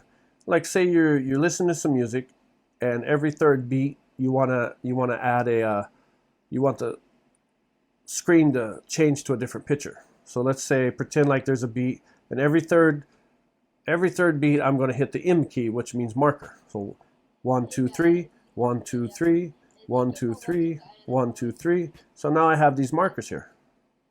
Now with those markers and this snapping tool is on, I can snap to those markers very easily. I can go here, that's where I want that sound effect to be. It will snap right to it. If I turn the snapping tool off, then it won't. And I have to kind of guess. You can add clips and connect them here, but I'll go over this when we go over the actual editing, like creating a content. So that's the snapping tool. And then from here you have your effect browser, which is video effects and audio effects. Video effects, let's cut this, push B, cut this little clip right here. Go back to A, push A and go back to the arrow. Let's say I want to make this a 50s TV show. I just put this on top of that. And after it renders, it'll look much better. But for now, see, it makes it black and white. I don't like that. Command Z, back up. And then let's go down to, let's say, Comic Cool. Comic Cool, we'll try that one. So you put it on and you made it into like a comic. And then it goes back to the normal clip. Once it renders, once these rendering dots are gone, and it'll look much cleaner and better, but for the most part, you get the idea. Same thing with audio. This is video. See the video here, and it has all the different types of effects and stuff that you can do. Audio, distortion. Let's say, I think there's like an alien. One of these things. Voice. Maybe you're here. Oh, there it is. So this alien. So I drag this alien thing over the clip, and now it gives her kind of like an alien. And you can adjust these, like go up here to this alien effects thing, and you can adjust it from a Martian, alien, a moon cat, whatever that is. You can adjust the equalizers and, you know, play around with it and try to get it the way you want it to sound. So I'm going to take that off. Now back here, as well as like the audio or the video effect, you can also go up here to the video inspector, and there's that Comic Cool, and I can make it gray, smoothness, ink edges. I can make it more ink edges or less. You can, a lot of these times when you add an effect to a video or whatever, you can customize it if you just go up here to the video inspector or the audio inspector, and you can do a lot. You just have to play with it, and that's you need to practice, and you gotta make a lot of mistakes like I did. So and you can go down here to the search bar and search for alien, and there's your alien thing, so you can always look it up. And then let's go over to the transitions, and this will be the last one. So transitions is just transition. So you got this screen and this screen, you want to go, or this shot and this shot, and you want to go across it. You don't want it to go from me walking outside to me sitting down in a restaurant. You want it to fade in. So from there, grab this cross dissolve, put it right between the two clips where you've cut it, hit spacebar, and it will slowly fade in. Of course, it's rendering, so it's going to take some time, but you get the idea. And if you drag your cursor over it, you can kind of see an example of what's going on. Now, because I am running my footage is from portable hard drives, it should show up here like this. It should show me what the effect would look like, but I'm running from portable hard drives. There's a lot of things going on. It takes too long, so it's just showing me what the effect would look like, and it doesn't input that footage. But I'm sure there's a way to fix it or something I can do to make it more, you know, whatever, but it's never bothered me, so I don't care. So anyway, you got this transition. You can come up here and you can kind of look at like video, like shadows, you know, different ways you can adjust it. Let's get rid of that one, and let's try the cube. Hey guys. There you go. Now you can expand the transition. You can, you know, shorten it to make it quicker and slower or faster. But sometimes it won't let you adjust this. I really don't know why. I've not really looked it up. Just sometimes it won't let you change it. I figured it's taken that this clip is so small, and that this one, if you adjust this size, it messes with the balance. I don't know.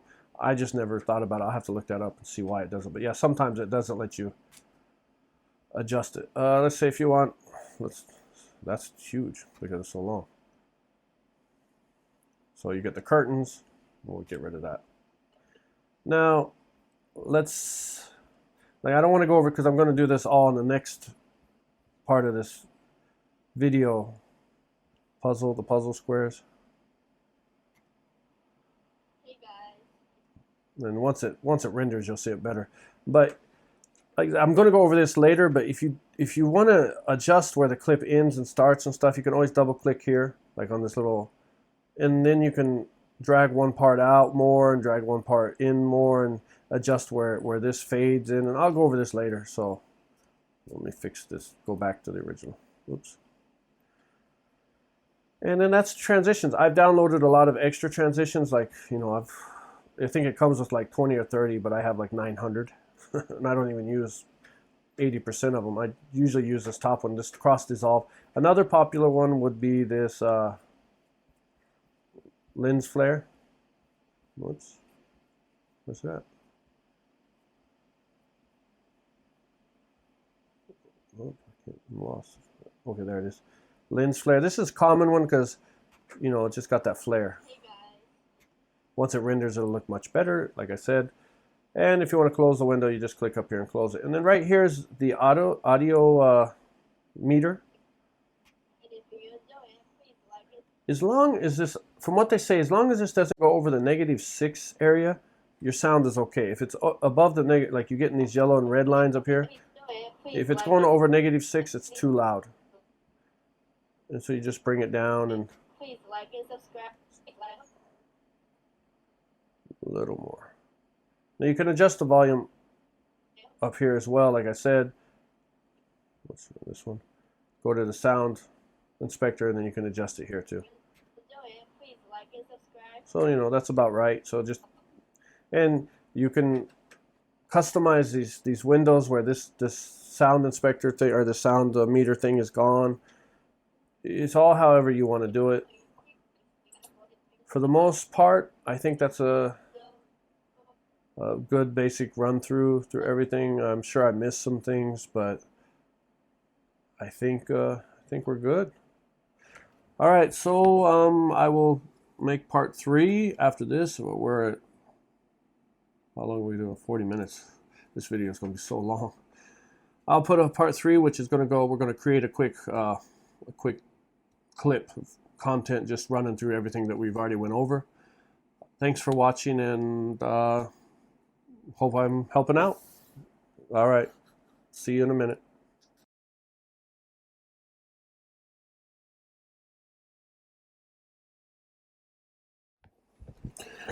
All right, everybody, we're ready for part 3 finally. And like I said, I've done this video so many times. I've redone it over and over because I've left out things, or I went too far into one thing and I felt like I was over talking one part of this, or just telling too much about something, and it just didn't feel right. I apologize. Sometimes I'll look down here because I'm using the Osmo Pocket 2 and the camera's here, but my screen on my phone is right here, so I look at myself talking. I apologize, it gets annoying, and I know that, so I'll try to be careful. So we're going to go into part 3, the final part of this video, which is creating some content. We're just going to do a very simple creation. I'll show you maybe some tricks or something that I've learned. If you've used Final Cut for over a month, then this video is probably not for you. I mean, this is going to be extremely, extremely basic. I'm not going to talk too much about anything specific. I'm not going to do all these shortcut keys and all these, you know, this is, if you click here, hold this down and tap here 3 times, this will happen. None of that. This is going to be extremely 101. If you open your computer and magically Final Cut appeared for you and you want to try it out, level stuff. So let's get started. I am on a MacBook Pro using Final Cut 10. Is Final Cut 10 the best software? I have no idea. Is Premiere better? Maybe.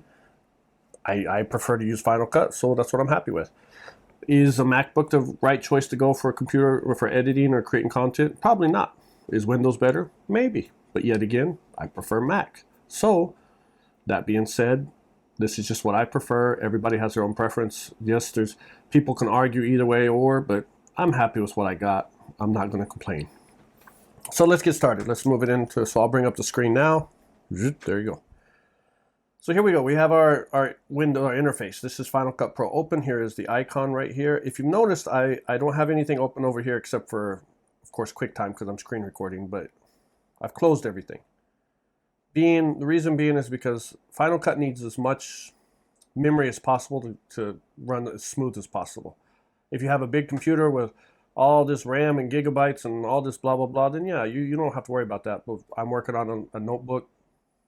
I do. I prefer to keep everything closed, to keep it running as smoothly as possible. I don't like to see the rainbow. I do use this Clean My Mac, which is a software. It's a paid software, but I'll go up here and I'll optimize it and make sure it optimizes my system real quick, just to, you know, make sure things are running smoothly. So in the last chapter, I already went over kind of what everything is, where everything is located, the inspectors and your preview window and stuff like that. So I'm not going to really go into that. I'm just going to start showing you how to create something. So you go over here, you have your library. Let's see, think about this like a house. This is your house, and this is where you're going to keep all your content. And you want to create a project. So there's no projects here. I've deleted everything. So go up here to File and New and Library. Think of it like I said, your house or your apartment or whatever. And you want to start by creating library, then event, then project. That's in that order. So we'll create the library. So we'll say this is condo for the house. That's my, the condo. So you hit save, and now you have a condo. And here is your these are smart folders and stuff that the computer automatically generates for you to keep your, whatever you're putting in your condo, whatever furniture you're going to put in there, whatever paints or, collections of whatever you're going to do, it has it. So I don't use these things very much. I create my own folders because I prefer it that way. However you want to do it, that's totally fine. So now you have your condo. Now since I'm on the condo, I need to figure out what room in the house am I going to work on. So let's say the living room. Now if you click here, create new project, it will automatically create a folder of a new project, but I don't want to do that. So I want to walk you through this one step by step. So in library, we're going to work on the living room. Bam, living room is created. So we're in the condo, in the living room. It's kind of like that game of who killed who, with the candlestick or whatever. Now originally this would of course be say car commercial for a Range Rover, and then the Range Rover Sport. You would break it down in your categories. This is a commercial for Red Bull, then new Red Bull, then Red Bull green or purple or something. You would break it down, but I'm just trying to keep it simple. So we have the condo, we have the living room. Now that we clicked on the living room, what are we working on in the living room? So we got to create that. So you go to File, go to New, and now you create the project. So condo, living room, the project. What are we going to do in the living room? We're going to paint it. We'll say paint. We're going to paint the living room. Now, I know this is kind of confusing. It probably doesn't make sense. I've done it in different ways to explain it to you. But library, event, project. It's in that order, up the bottom to top. Library is what you're working on. Event is kind of you're slowly trimming it up to what you want to work on, so you know later your projects where it is, where everything is. So now if I want to go to my condo library and look at my living room and what projects, or my dining room or my kitchen, it's all in there, so I can figure it out. So we're going to paint. Well, that's going to be the project's name, which is painting. So here you go. In your event, it's going to be in the living room event. Of course, that's good. Video, you can change your video to 4K, 2K, 5, like what you're working in with. It's better to keep these project settings the same quality as the video that you've recorded in. So if you've recorded in 4K, it's kind of good to keep it in 4K, but you don't have to. You can keep, reduce it to 1080. If you're making YouTube videos, like whatever content you're making, 4K is beautiful, 2K beautiful. If you're on a 4K TV, or if you're on a TV that can bring it out, or a monitor, or but if you're looking at YouTube on your cell phone, you really can't see the difference between 4K and 1080. It's there, and if you're a professional, if you really know what you're looking for, yeah, I'm sure you can. But for a normal person, layman's eyes, or whatever you want to call it, you don't notice the difference between 4K and it's still, if it looks good, it looks good. If you have a good lens on your camera and you take a good shot, it looks fine in 4K or 10. So I recommend just using 1080. It's not that heavy. It keeps the project weight, the size of the project down, and it's more than enough for good content. If you go to vertical, it will shoot in a vertical. So like for TikTok or whatever. Square, of course, would be square like for Instagram and stuff like that. Or you can customize it. So we'll just stick with 1080. This is the resolution. You can lower the resolution and stuff, but this is fine. 60 frames per second. I shot in 60 frames per second, so I'm going to keep it in 60 frames per second. Now we already went over this frames per second, but real quick, 30, 25, 24, 25 to 30 is kind of what cinemas and movie theaters shoot in, and that's what our eyes are used to. So if you see a cinematic shot, we automatically, our eyes tell us this is cinematic because of the frame rate, the speed of the frame. If you shoot in 60, it looks much different, and 60 is great for slow motion. So if you're going to use a slow motion shot, then of course 60 is definitely the way to go. But I shoot in 60 because I like the way it looks. Take your camera, like I said this already in the chapter before this, take your camera, take 3 or 4 different videos of 25 frames per second, 30 frames per second, 60 frames per second. Do this, have somebody walk in front of it and see which one you like. And then choose the frames that you like from there.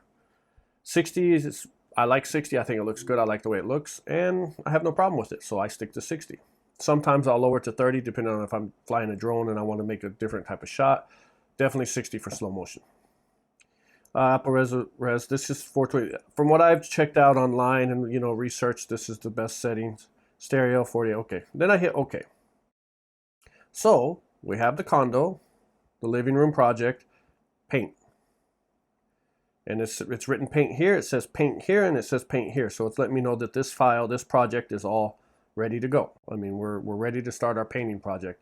Now, yet again, I'm not painting anything. This is just, I've tried to think of other ways. I thought about like a garage, car, and then Range Rover, or refrigerator, fruits, frozen, and then, steak. Just kind of to narrow that down. But it will actually say commercial, whatever, or family barbecue, funny shots, or whatever. However you want to do it, that's up to you. I hope you understand. I hope I didn't kind of go off script too much there. All right, so now we have the project ready to go. Everything is clean. So we hit import, this little arrow here. Yes, you can go to file and you can go down to import, but it's just much quicker to hit import here. And it's going to take you to your portable SDs, your devices and stuff. And you go through your SDs, and I already have one that said tutorial. Now I can individually pick one of these to import it, or I just pick on the folder and I import everything. I already put these on here because I wanted to import them, so it's already set up. So let's go over here and look at this real quick. This is very important. Add to existing event, living room. Yes, that's where we want to keep it. Event name, blah, blah, blah. Now copy to library or leave files in place. This is a hard question, but a very easy answer. You have 10 clips that equal 10 gigabytes that you're going to copy, you're going to import. Do you want to keep those 10 clips with 10 gigabytes where they are, or do you want to make another 10 clips with another 10 gigabytes and copy into another folder or portable hard drive, or so you're going to have double. You're going to have 2 of the same thing. Do you want that or not? Me, no, I don't need 2. I would rather it just keep taken from the originals. Now, if you move the folder of the originals to somewhere else, like say it's in ScanDisk 1, and that's where my folders are, and I move them to ScanDisk 2, when I open up Final Cut, it's going to look in ScanDisk 1 form because it thinks that's where the original files are, the folders, and it's not, so it's going to give me an error saying, data not found, blah, blah, blah. So make sure you don't move them until you've completed your project. So leave in files in place. Yes, definitely. This is kind of, I don't really deal with that, so I don't talk about it. I don't know really what to say. Do you want to analyze your video? Do you want to balance the color, find people and stuff? I don't do that. I try to color myself, and the computer balancing colors and stuff sometimes doesn't really come out the greatest, so I leave it clicked off. Now transcode, yet again, a very important part. Transcode, create optimized media, create proxy media. Now, create optimized media is, of course, optimized media, but let's talk about the create proxy media. That's more important. I check both of them. You can, just check the create proxy media or whichever, but now to explain proxy media, let's say you have this this footage, this content that you've created.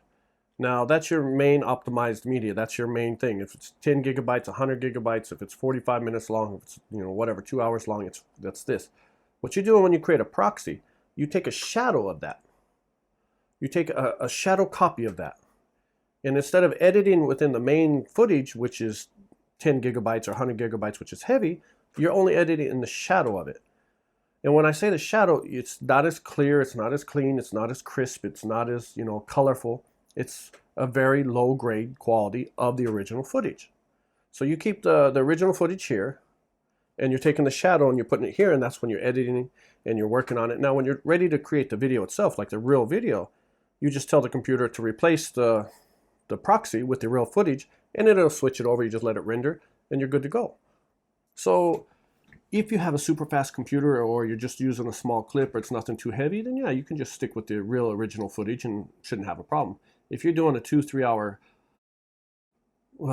video like this, and your drone shots 4K, 2K, 12K, 18K, whatever K you're working with, then your computer is going to get heavy, and it's going to start to lag, and it's going to start to do that little wheel. And if that's the case, it's going to take a lot more time than necessary. So why not just make the proxy? Just tell it you want it to use the proxy media, and I'll show you in a second after we do it. And there you're editing. But you got to remember, when you're looking at the footage that you're editing, it's proxy, so it's the shadow. It's not as clean as it's really going to be. So when you're color editing and your color correction or whatever, you might overdo it a little bit to make up for the kind of graininess or whatever. It just doesn't look right. So be careful with that, because it's not the real footage. When you switch it back with optimize, it'll totally be clean and look good. So create proxy, yes, for sure. ProRes proxy or H2. It's, for whatever reason, everybody says H.264 is a better way to go, so I just listen to everybody else. Fix audio problems. Yeah, you can leave that on or off, kind of. I just leave it on because audio is definitely not my strong point either, so I kind of just let the computer do what it can do. And then assign, yes. And I mean, this stuff around here, I really don't mess with. I've never really touched this stuff. And then create or close window after import, start import, yes. So import the footage, bam. Now it has brought the footage in here. This is the pictures and the footage that I wanted it to bring. Up here, transcoding, that's just telling me that it is bringing the footage into the Final Cut from where it's located. It's creating the proxies, it's doing all this. So it's doing all this stuff while I'm talking to you. And you can still continue to move, and it'll slowly do its thing as it's supposed to. So there we go. We got this footage in here. It's going to be the little timer thing here. And all right, so we got the footage here. Now we're going to put it into our timeline. This is the timeline down here. This is the preview window. You can skim over it, and you can kind of get a preview of what it looks like and stuff. And I want to put it in my timeline so I can start editing. And before I do that, remember I told it to use proxy? So I want to tell the computer, use proxies. So I'm going to go over here to View, and I'm going to go down here to not the Optimize Original Video, but Proxy Preferred. So I'm telling the computer that I prefer it to use proxy when it can. Maybe something I brought in or something I imported later wasn't made as a proxy, so it couldn't, but I'm letting the computer know, please, when you can, use proxy. So anything I put down here in the timeline will be proxy media, which is the shadow, the thin, what was that movie? Like Multi whatever, where they keep making the same person over and over and he gets dumber and dumber kind of thing. Well, same thing. It's going to be a very low quality of that.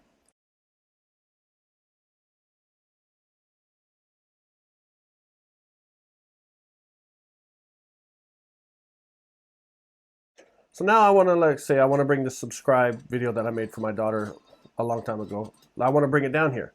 Now I can click on it and see how the entire thing is yellow, or this section where only this part is yellow. You can actually tell the computer, you can clip what you want it to bring down. So let's say I want it to bring down from here, or I want the whole clip, or I just want this little section. See, it's, do I need to edit it from here? Do I need to cut any? Oops, sorry. So you can kind of chop it down, so that way you're not taking footage into the timeline that you're not going to use, and because the computer's got to render all that footage, and the bigger the footage is, the heavier it is, the longer it is, it's more time it's wasted. And you can kind of just cut it from here before you bring it down to the timeline, so you're telling it, hey, that first 15 seconds of the footage I don't need. I don't really do it up here too much. I kind of bring everything down and go from there, but that's just the way I do it. So okay, this whole thing is highlighted yellow. I'm going ahead and just drag it down here into the timeline. Yes, there is shortcut keys. You can push this and automatically bring it down and stuff like that, but I'm trying to stay away from doing anything that's over information, that keep it simple. So here we go. I have this footage in my timeline. I can hit spacebar and play through it. Okay, it's a short footage. It's only 6 minutes, 22 seconds. You know, now it's kind of small, so it's going to be hard for me to edit anything. So I can either use my trackpad and zoom in and out with my fingers. I can go over here to this thing, zoom in and out, you know, here. Or I can hit Shift Z, which is a shortcut, and it'll put it in this window, full length, you know, full clip in the window. So it's still 6 seconds and 22. It's just showing me more of a close-up. This volume is a little loud. That's going to get annoying to keep editing. So I can go over here and turn off this skimming sound thing, or I can just take the volume and lower it down to nothing. And now volume's out. So we'll just do that. So here we go. Play from the beginning. It's still rendering. Actually, it stopped rendering. Okay. So one more thing. Now that this clip is down here, if you look at this, it shows this orange thing at the bottom here, and it doesn't show orange on anything else. That means that this clip is being used in my timeline. That means that I have this clip and I'm working on it. So when you go back later and you have like 100 things up here, and you see the ones that don't have that orange line at the bottom of it. Let's say, for example, I bring this car clip into the, and okay, drag it down. So I bring this car clip, let's just put it at the end, and then Shift Z so I can see the entire clip. So see, it's orange at the bottom. It's telling me, hey, you've brought that clip into the thing, into the timeline. So, okay, now we have these two clips. This car thing is something I cut out. It's like a PNG. It's just a transparent background. So if I put it over the clip, you know, you'll still see the car like that. Now, if you drag across the clip itself, you'll only see that part of the clip. If I drag across here, I won't see the car. Now, anything on top of a clip will always be in the foreground. Anything lower will be in the background. So anything I keep putting up here will always be in the foreground, foreground, foreground. So just remember that. All right, see the little rendering dots up here? It's because I moved the clip over, it's rendering, putting this picture, like cleaning it, like embedding it into the clip, and make sure it's clean. The vacuum cleaner running it over the clip to clean it out. So there we go. We got two clips down here. I'll add some more stuff later and stuff. I just want to kind of start with this. You are pretty much, if you have everything you want, like like brought into the timeline, you don't need this window anymore, then you know you can close it out. You can go up here to Window, and then go to in Workspace, you know, turn off the browser so it turns that thing off. But I'm still going to use it, so I still need it. So in the Workspace, show browser. There we go. So now sound effects. I don't have any photos or music or anything. I'm just going to go to use sound effects themselves. Go down here to sound effects. Let's see, what sound effect should I use? Well, let's look at the clip. She's walking, it's on the beach, so let's see if I have any beach sound effects. So, well, yeah, I do have some.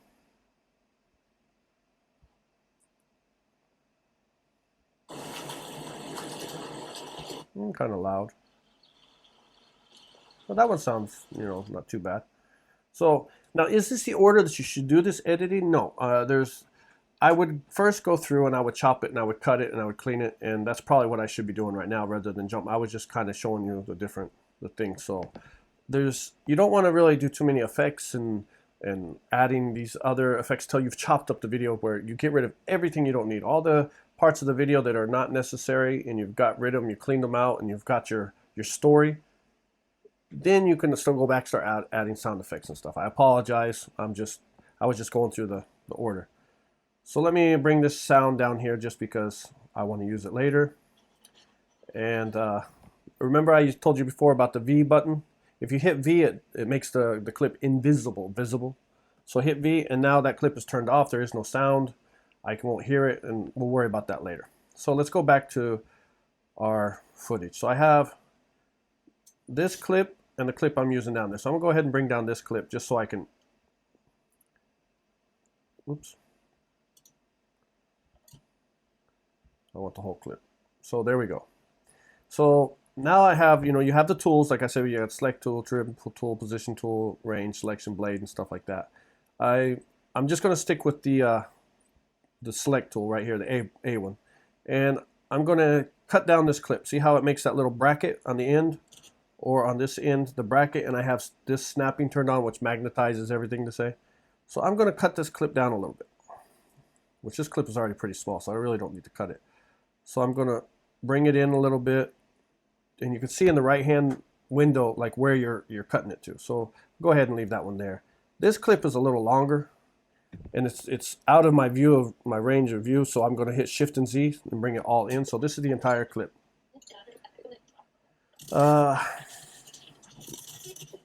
Let's see. I don't need this first half. So now what I could do, now there's several options. I can do exactly what I did before and drag this down, or when it's red like that, it's telling you that's the end of, that's as far as you can go out. Or I can hit B, turn it, make the blade, go to where like I'll hit spacebar, play it, and go to right about here. This is where I want it to start, and I can go down here and cut that. Now that it's cut, I can hit the A button. I can hit the A button, click on that segment of the clip, and then hit delete, and it's gone. But it's not really gone. See, that's a good thing about this. I can always go back here, and it will bring it back. It's like a ghost arm. It's there. If you want it, you just have to go back. So there, it's cut down. I've cut that part of the clip. I don't need this long part of it. I can drag this back. Now my computer, I have that little track bar across the top. So I can actually, if I go to this playhead, click on the clip, go to the playhead, I can hit like a shortcut button that's on my keyboard that lets me in the clip there and stuff like that. But some people might be using different computers, so I don't really want to go over that. So let's just shorten this down. There we go. Now this audio is still here, kind of long, so I'll just shrinking it down. And it's still invisible because you can't really see it. This sound, let's say that for whatever reason, I don't want her sound talking, or I want to use that sound somewhere else. I can right click, go here to detach audio. It takes the audio out of the clip. And now this is a separate file, like a separate, what do you call it? A separate audio file, I guess, yeah. And I can move it around. I can add it to maybe in the beginning, or I can just delete it altogether. Now there is no sound to that clip. I deleted it. Now Command Z, and I'll back up again. And that's where it was. So another thing you need to learn how to do is like make a compound clip. Compound clips. Compound clips is like when you've okay, like you're creating a Lego or something, and you're a Death Star or whatever, Iron Man's castle, and you have different parts already created. Like you don't create the whole castle, you have to create the top and then the bottom and then the middle. So once you have everything created, you put the top on, on the middle, and then you put the bottom under the middle, and then kind of snap them together. That's what you're doing with the compound. You're putting those all into one piece. And when you do that, now you can no longer adjust the middle or the top part or the bottom. They're all connected. So to connect to change one thing changes the entire clip, the whole entire project. So when you create a compound clip, you need to make sure that you're done with everything that you need to do to it.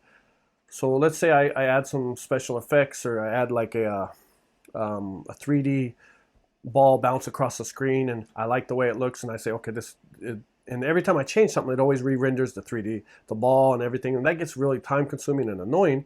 So I'm like, this is what I want, I like it, so I highlight it, I create a compound clip, and now that's one clip. It's no longer separate pieces of a clip, it's all put together, and it saves time with the rendering and stuff.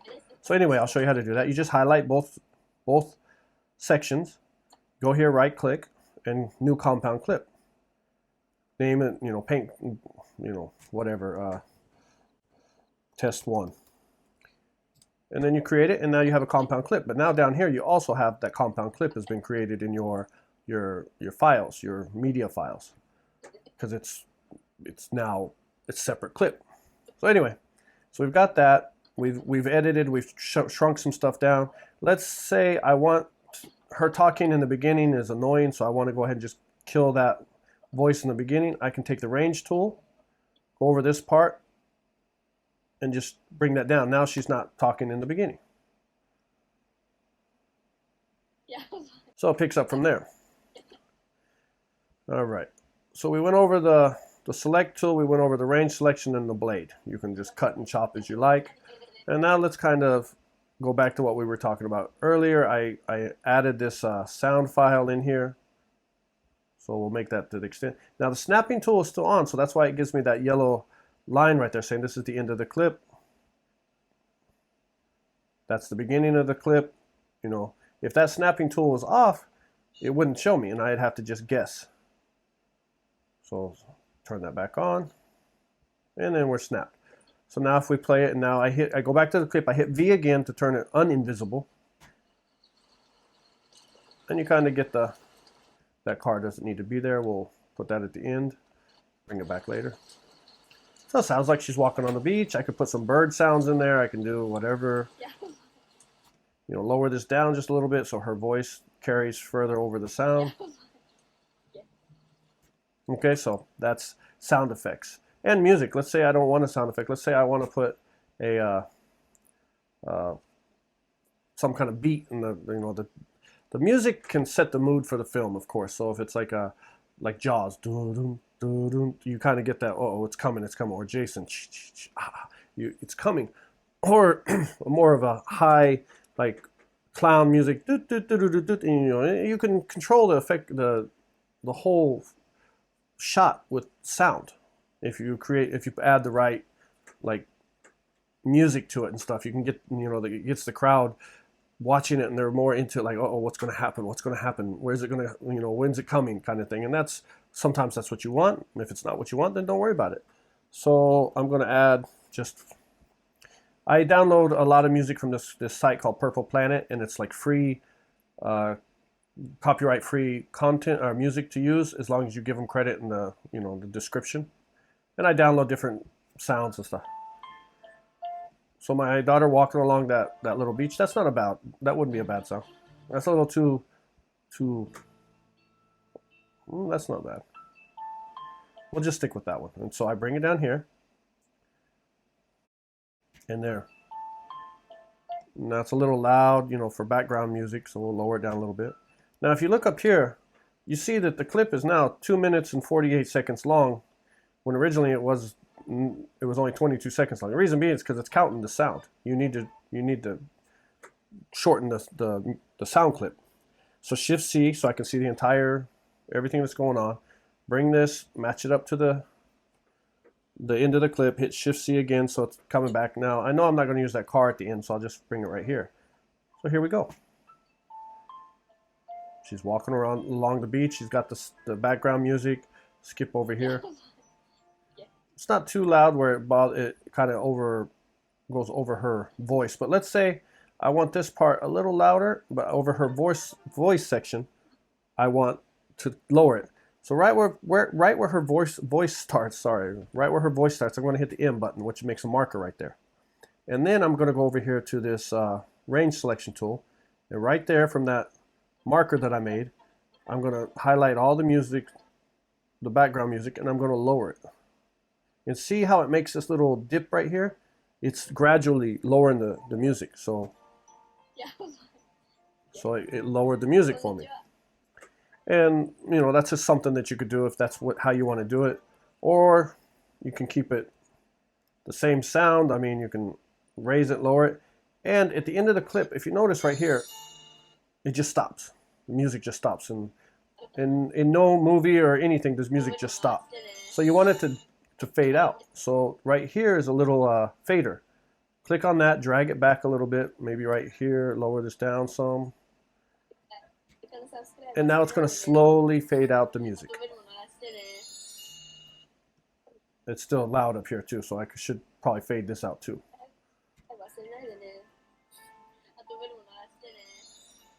There you go, it fades out. Very simply done. Very simply. Simple. It's a very simple edit, I guess to say. Sorry. All right, so now that we've got sound and everything, and like I've said already a couple times, this is not the order that I would usually do this in. Usually I chop it up, and then I start figuring out my storyboard, where I want, what clip do I want in front, what clip do I want in back. And once I get all that done, then I go back and start adjusting titles and maybe sound effects, a swoosh here, a car door shutting, so it gives you more of an impact. And then I'll go, and the background music would probably be the last thing that I would add to it. But sometimes if you want the scene to change with the beat of the music, then you need to add the music in the beginning, so you can, for example, I'll just walk you through it. So let's listen to this. See these little dips right here? These little, like, where the music is going up and down. So let's just say every third one I want to add a something into the scene where I would use more of a thumping sound, like a boom, boom, boom, boom, boom, boom kind of sound, so you get that impact. But for now, we'll just use this. So I hit spacebar, and as soon as I hit spacebar, I'm gonna put my finger over the M button because I want to mark it for those tags. Or I can just go right here and mark it, but I'll just show you. Bam. So in those parts of the video, the little ting came up, so I want to, oops, push A, go back to your, oops. So go up here and put this little right there on that marker.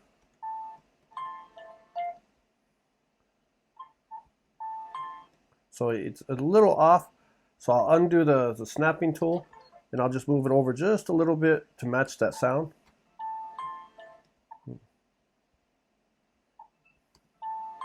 See?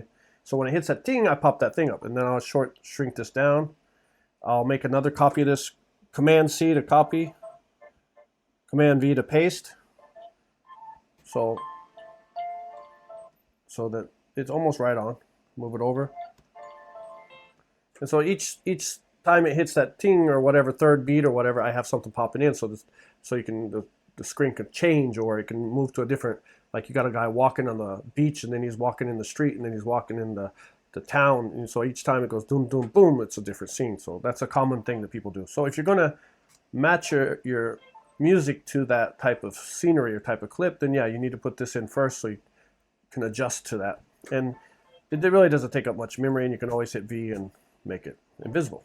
All right, so let's move on to titles. So now we're going to add titles. So that's my daughter. We're just going to say Ayana. So I'm going to come through here, clear out the search bar. I'm going to find a title. Now I can do these. These are more like opening titles and stuff. I can do credits. That's more for the end. Maybe I'll use one of these. So I'll go ahead and add that to the end.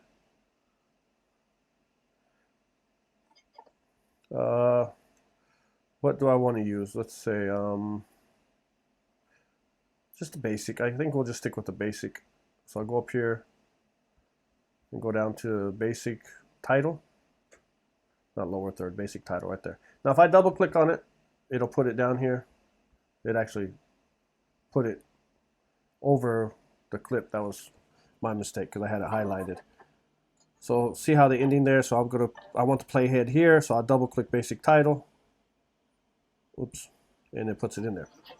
So now we have the basic title, but it's small, it's right there. There's still a lot of work we got to do to it. So click on it. When it's yellow like this, that means you've clicked the clip. And now we're going to go over here to this little written thing. Now, this wasn't there before. That was not an option before. This is your text inspector. Click on that.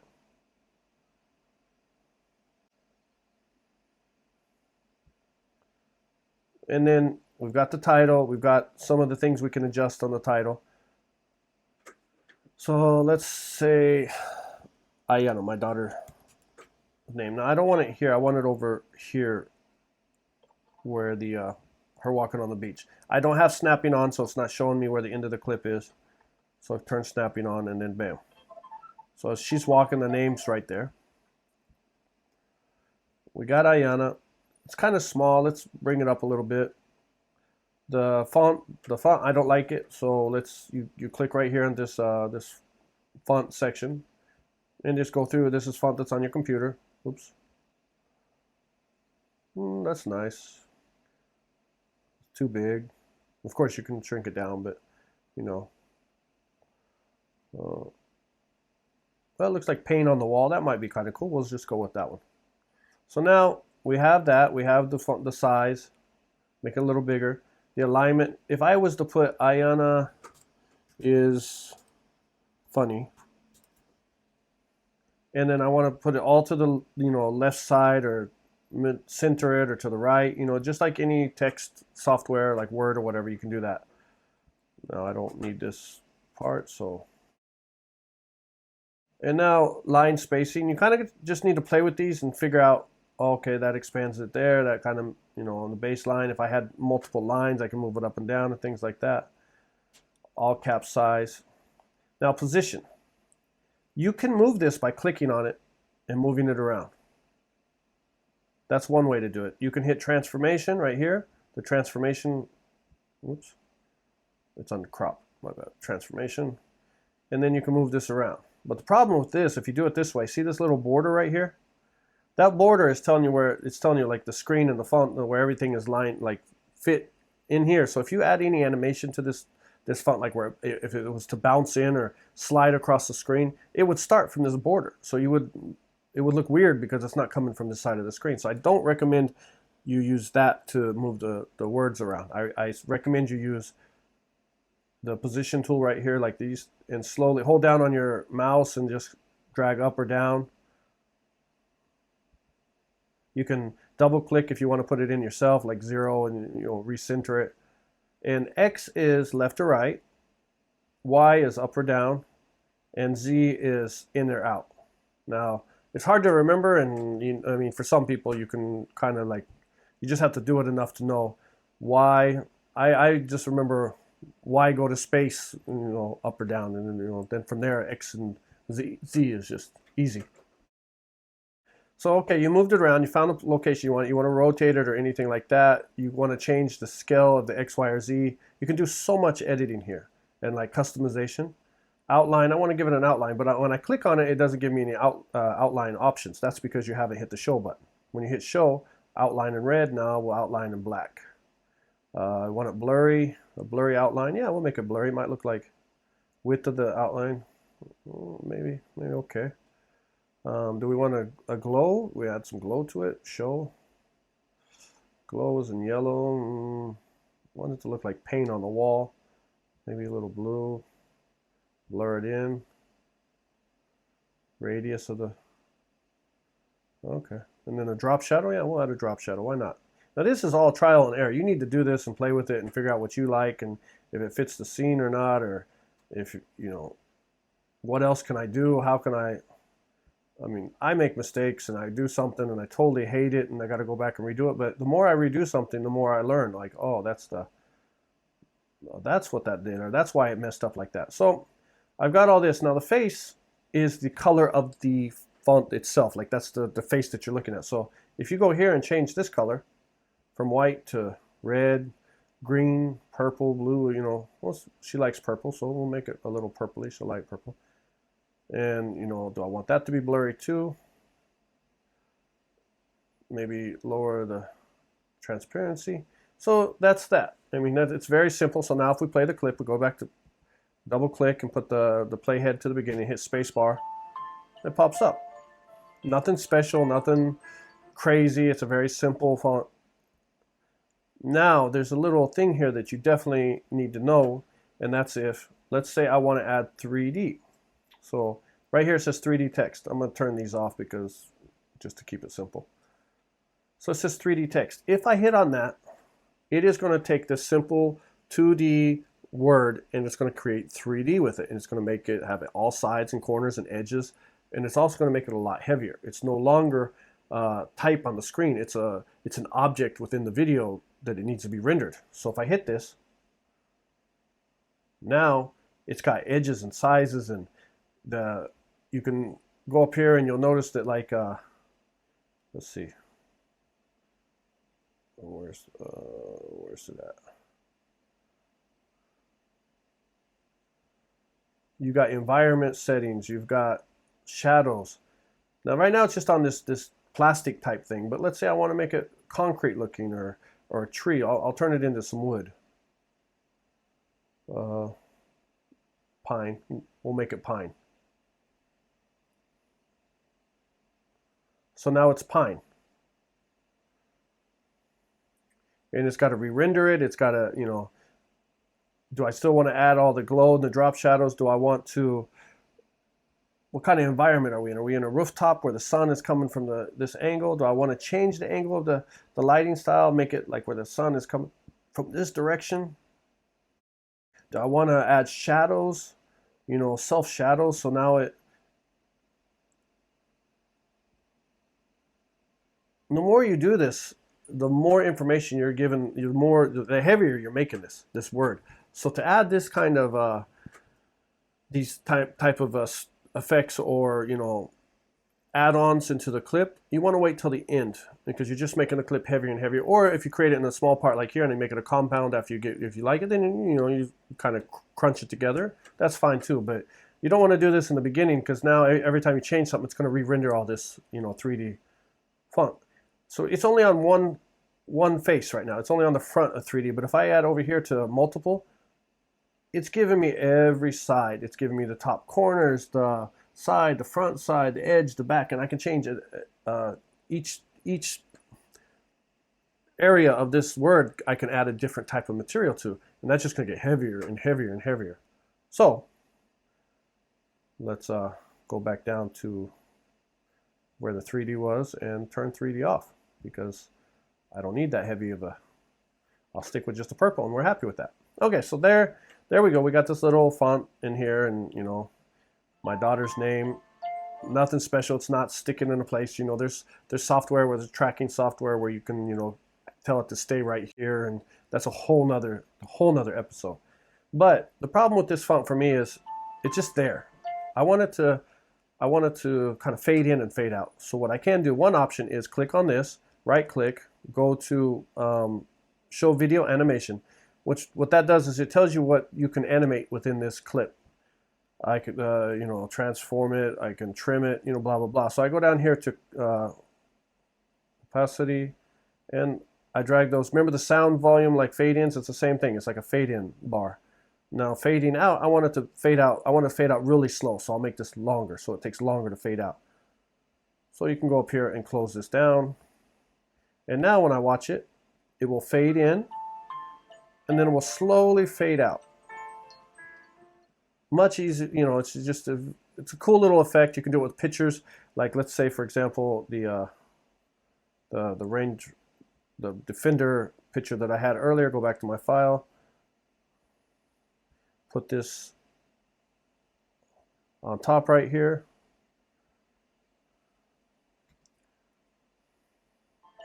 So it just pops up right there. Now this is too big. I don't want this big car in the middle of the screen. So usually this is turned off. So I'll go here to the transformation, or I can go over here to this, you know, the video inspector, and I can do it all here. But this is just quick. Go to transform, grab the edge of the tool, bring it down. We'll just like it's parking right here. Leave it right there. Looks good. Go back, play it in, hit spacebar. Okay, but it pops in. I don't like that. I don't like the way it just pops in. I want it to fade in too. So go down here to show video animation. Go here. We'll do a slow fade in here, and then a quick fade in out, like just a little bit of a fade in out. And here we go. Now, so the word fades in, the car fades in. Now it'll fade out, and the car will fade out. Okay. Voila. Very simple. Now I'll show you a little shortcut for that, a trick. So let me Command Z and back up all this stuff. So undo everything. I think that's, no, it's still on the 3D. So I backed up too much. So I'll go back here and take away the,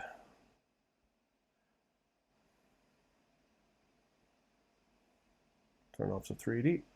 All right, so there we go. We got the same thing, but now it doesn't fade in or fade out. It just pops in, pops out. Spacebar, play, spacebar, stop. So what I can do is I can go over here to transitions. And this cross dissolve transition. Now, just like anything else, if I skim across it, you can kind of see what it does. And if I was running these video clips from my computer, not off of like portable hard drives, it would show up here in the, and kind of show me what it would do, what my clip would actually look like. But because I'm running off of these portable hard drives, it just can't do it quick enough, so it just shows me like its own image kind of thing. It almost worked. Anyway, so this cross dissolve, let's say I like that. I just go and I put this on that text bar, and it automatically fades in, fades out. I can expand this, make it longer, so it's a slower fade in.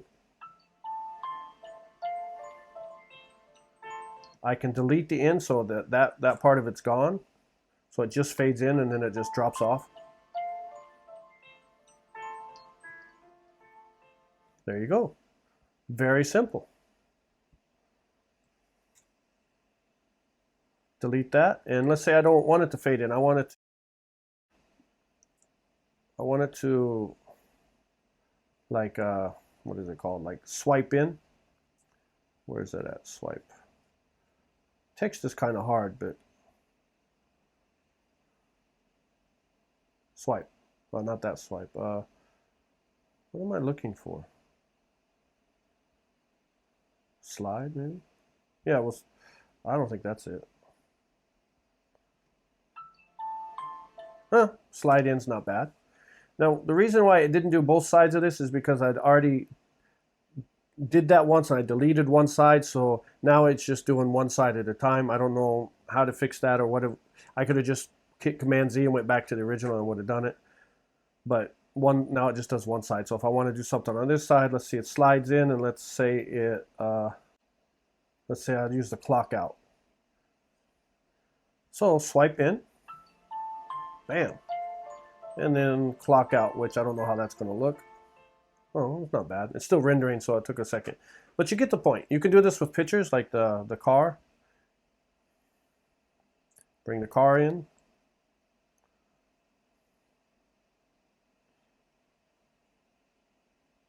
So let's look at this real quick now that it's rendered. So it swipes in,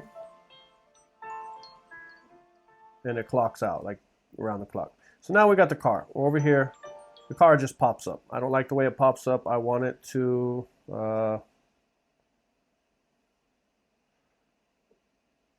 scale in. Let's try the scale. So it does both sides. Let's see what happens. Yeah. Scales in, and then it goes back to her, which that doesn't look good. So of course I'd get rid of that end, and maybe dissolve out. So scale in and dissolve out.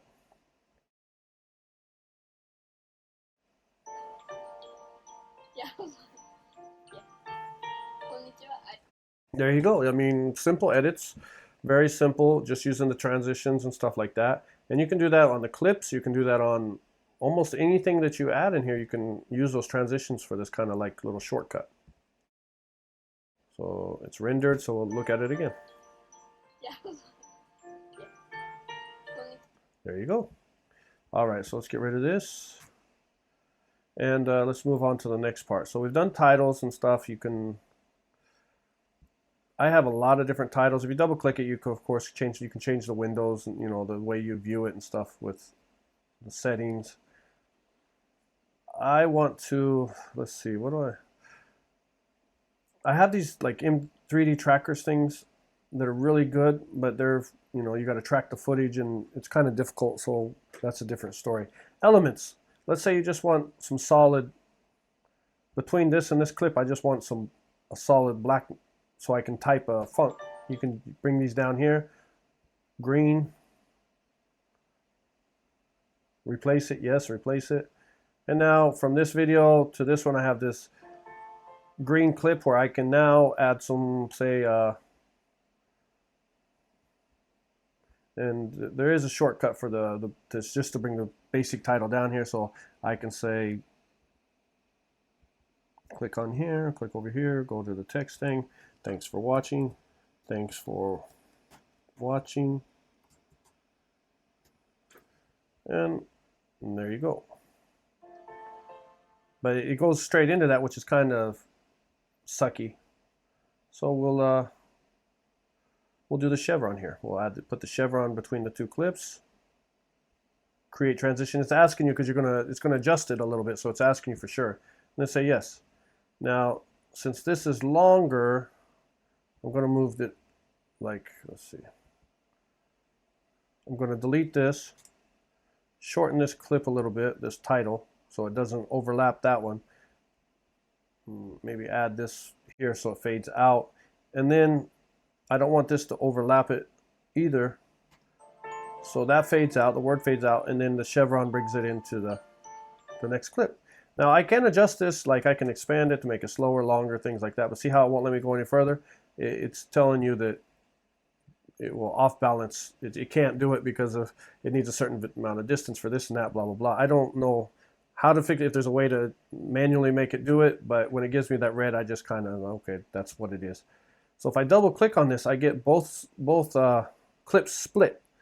So I can drag it one way or the other, but it's giving me that red line, so it's not letting me do it. But what I can do is cut this clip down a little bit. Or I don't want it to start from here, I want it to start from further back here, and you can see up at the top left hand, it's showing me where it's going to start the transition. Double click on it again. And there, move the title over a little bit.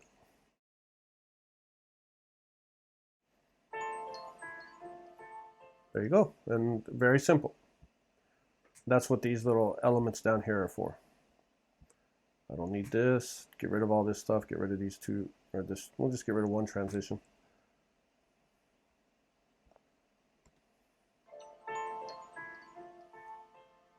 There you go. All right, so that's titles and everything. So let's, now when you come over here and you got all these like this video like inspector, you can do all this stuff. You have the color, and the color is the hardest thing to work with, so I want to save that for last. Sound. Let's say I wanted to analyze this clip real quick. So I highlight the clip. Let's hit Shift and Z so I can see the entire what's going on here. I highlight the clip. I go over here to this little magic wand. I let it analyze the sound, the audio clip, and now it added this hum removal and noise removal. For whatever reason, it felt like that was necessary. So let's see what if it changed anything. You know, I want to lower it down a little bit. Yeah. Okay, but let's say I add the equalizer and I, music enhance. Oh, I enhanced her instead of. So I add the equalizer, music enhance. See how it changed everything down there? Yeah. Oops. All right. Need to lower that down. Yeah. So you have to kind of play around with this and adjust it here, and what do you want to? Does the hum removal kind of makes the sound bad sometimes for whatever reason? I don't. The computer said it was necessary. You check it out, listen to it. If it's okay, then run with it. If not, just turn it off. It will say it detects a problem because in its mind it thinks that hum removal is necessary, but it's your footage. I mean, do you think it is or not? Is the loudness on there? Do you want to turn the loudness up or down or off or whatever? This is just things you need to play with. Let's shorten this clip down so it's here, and you still have the trailer thing, which you can go here and you can adjust, double click, so you can adjust we'll go to the text thing, double click, you can adjust all these different words and write them in and stuff like that. Can be a pain, so depends on how much time you want to put into it. All right, and that was the sound. Let's transition. Okay, let's say this first part of the clip, I want to make it look like a camcorder is taking the shot, not my drone. So I go down to the camcorder section. I can always just search for it, but I drag this camcorder over this.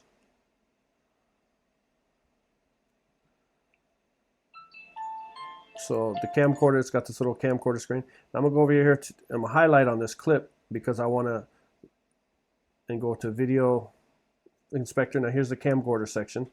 I don't want it to say record. We'll say eye in the sky. Whatever, it doesn't matter. The size of it, the size of the thing. Battery level, let's make it 50% so it looks like my drone is about to die. We'll leave it around there. And I don't know what that does. Oh, okay, it makes it look more like a cheaper camera. So we'll go back. eye in the sky, and it looks like a camcorder, but kind of boring. What would it look like cartoonish? I'm gonna drag it over here.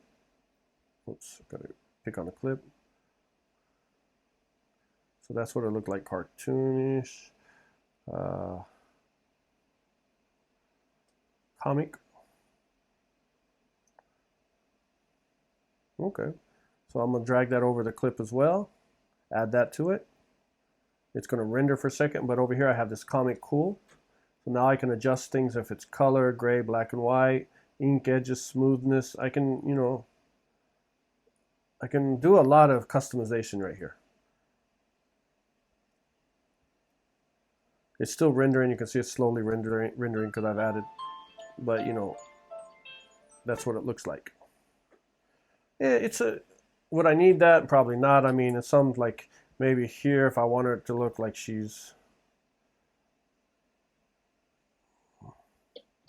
you know, dreamy. It just, you got to kind of find these things you like. I don't use these too much because I do my own color corrections and stuff. Earthquake. Oh, earthquake I've used before. So it just made the camera shaky. So it looked like there was an earthquake. And I actually used that before. Don't remember for what, so. So just shaking the camera, and you can go up here and do the amount and stuff, but. Okay, I think that's, for the most part, a lot of things that you should know about it. And the last part will be, we're going to do some color correction and color, well, not color, I'm not at the level to do color grading. So I'm just going to delete all this. We don't need it anymore. It's not. So I'm going to go back here to my original, you know, file. That's my Daughter of the Giants game. Let's see, what clip do I want? We'll just use this picture, I guess. So another thing that you should know as well is, let's say you're at the end right here and you want to, you still want to add another frame, like there's more you want to add to like type, or you want to put a title. Just go up here to edit, I think, and add freeze frame. So we'll actually extend like that frame for another, whatever, second or so. So it adds a freeze frame. If this was a video, it would just be that freeze frame, like it would just be that last clip being. Well, sometimes, say somebody's throwing a ball and you want to freeze it where they threw, and you want to type in, I bet you can't imagine what happens next. And then it goes into the video. So that's just a way to do something. So color correction and color grading. This is, I saved this to the last because it's the hardest thing to do. You really have to put a lot of time and energy into it, and there's some people that are amazing at it, and I'm not one of those people. I enjoy messing around with it, but by far am I the person that can do, I would be paid to do it. So color correction and color grading, you'll hear those two terms a lot, like color grading this, color correction this. Now color correction, what you're doing is you're correcting the scene, like you're correcting the footage to look like what you would see out of your eyes. So if I look at this beach and it's a nice sunny day and I see the blue water and the ocean and the green trees and whatever around, I'm correcting that footage to look exactly, because for whatever reason, maybe the camera didn't pick up all that color, or it didn't get the blueness, or you know, it looks kind of warm instead of cool, like with the color, like a little more reddish than blue and stuff. So I'm just correcting it. I'm thinking, okay, this is what it should look like. This is what it did look like, and I'm adjusting the contrast and the white balance and whatever, blah, blah, blah, to match what your eyes would see. You're not adding any craziness to it. Now, color grading is what you would see in a movie like with Justice League or 300, where it has a unique like feel to it. It's like you're setting the mood. With Justice League, it's the darkness, and you know, if you watch the Zack Snyder cut and stuff, you see the total difference in the way they use the color grading. That, you know, the backgrounds and the clouds and the skies are red in this one and they're dark purple in this one. With color grading, you're creating the mood for the scene. If it's a horror movie, you want it dark and dim and, you know, sad.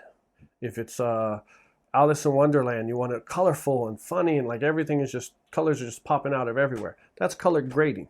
You're you're getting that mood set for the person watching your video, so they feel like they're in it. If it's in the middle of the ocean, the blueness, and under the water is dark and gray, and looks sad, like you're alien, you're in space. And if you look at Guardians of the Galaxy, the way he shoots a lot of the director shoots the movie. I can't think of his name right now, but it's so much colors, and that's color grading, color correction, fixing it, making it look like what you would see with your eye. That's in it, and then color grading goes into the next step. So to start off, now there is a trick to this. You can edit directly onto the film, the footage. You can color correct or color grade or color, whatever you want directly onto the film. That's totally fine. But there is a thing that a lot of people like to use. It took me some time to figure this out, which is called the adjustment layers. Now, what an adjustment layer is let's say you have this beautiful piece of artwork, but it's black and white. There's a beautiful man with a beautiful woman with a beautiful pet, and you want to start adding color to this artwork. So you start adding color, and you paint here and here. Now you mess up a little bit, but you go over it and you add a little bit here and this point and take away from here. But the more color and the more corrections you're putting onto this paper, the heavier that paper is getting, and the thicker the paper is getting. And if you make too many mistakes, you kind of got to start over, or it looks awkward. So what you can do is use an adjustment layer. An adjustment layer is, let's say, a completely see-through thin piece of paper that goes on top of your artwork that you paint with colors. And it's see-through, so it looks like you're painting onto the picture, but if there's an issue or you don't like it or there's something you want to change, you just pull it right off and you still have the original artwork there. And that's kind of what adjustment layer is. So right here, there's a site, I forget who it was, he had like adjustment layers you could download and stuff. They're all over the internet, so if you want to download them. So what you do is you take an adjustment layer and you put it over your clip. So I don't need this into this thing right here. So you have this, and then you go up here to your color inspector. Now, as I said before, originally this is what it will look like. It will be this kind of color correction thing, and I didn't like that, so I put in my preferences to do the color wheels, because I like the wheels. So I got this scene. Actually, this is a horrible scene, because it's already shot in portrait and stuff, and let's just use a video. Sorry. I'll use her walking on the beach is fine. So bring that down, Shift Z to expand it. Go over here to the color corrections. Now, like I said, I can pick on this link and I can adjust colors any way I want. I can make it lighter, darker, master control. I can then click that to turn it off, or if I don't like what I did at all, just delete it completely. Oops. I think it's because it's doing reset parameters. Okay. So what I'm going to do though is I'm going to bring down an adjustment layer. Shift Z so I can see the entire length of the clip. Bring this here. And underneath is still the normal layer, the normal coloring and the normal clip that I created before. And on top is just this nothing. So I'm going to go here to the color corrector, the color correction thing, and I'm going to click on the link. You can still see the underneath because it's a transparent piece of film, like a transparent piece of paper. So on the shadows, I don't want to bring them up too much, maybe bring them down a little bit. Highlights. Now usually, actually, let me reset this real quick. Control Z. I start with midtones for whatever reason. I like to. So I'll adjust the midtones a little bit. Highlights. Give it that look. And this is the master control. If you want to see how you're really doing, if you really know what you're doing, then you can always add the video scopes in and you can kind of see. Now, your shadows shouldn't go underneath the 0. For whatever rule of the thumb for color correction and stuff like that, your shadows should stay above 0 and your highlights under 100. And then that's supposed to be like the perfect. And then it's hard to see, but right here is this little line, and that's your skin tone. So that's another topic. It's hard. It's stuff that you need to check into yourself, but you want to keep your skin tone along that line. if you're doing, you know, people in the shot and stuff, but we're not going to worry about that today. So you want to keep your highlights under 100 and your shadows over 0 to make kind of like the perfect. So adjust it how you feel, but like I said, it's your shot. You can always do it how you feel looks the best. I'm not going to waste time with the color scope. So there we go. We have kind of a little bit of a correction. I want to do a little more.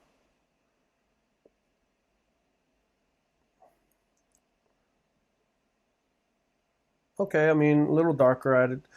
But if I turn this off, you can see a little bit of a change, not much. But I want to add some more changes. Now I can go ahead. Now these are the master controls on the right, but on the left is like the, I forget what they're called.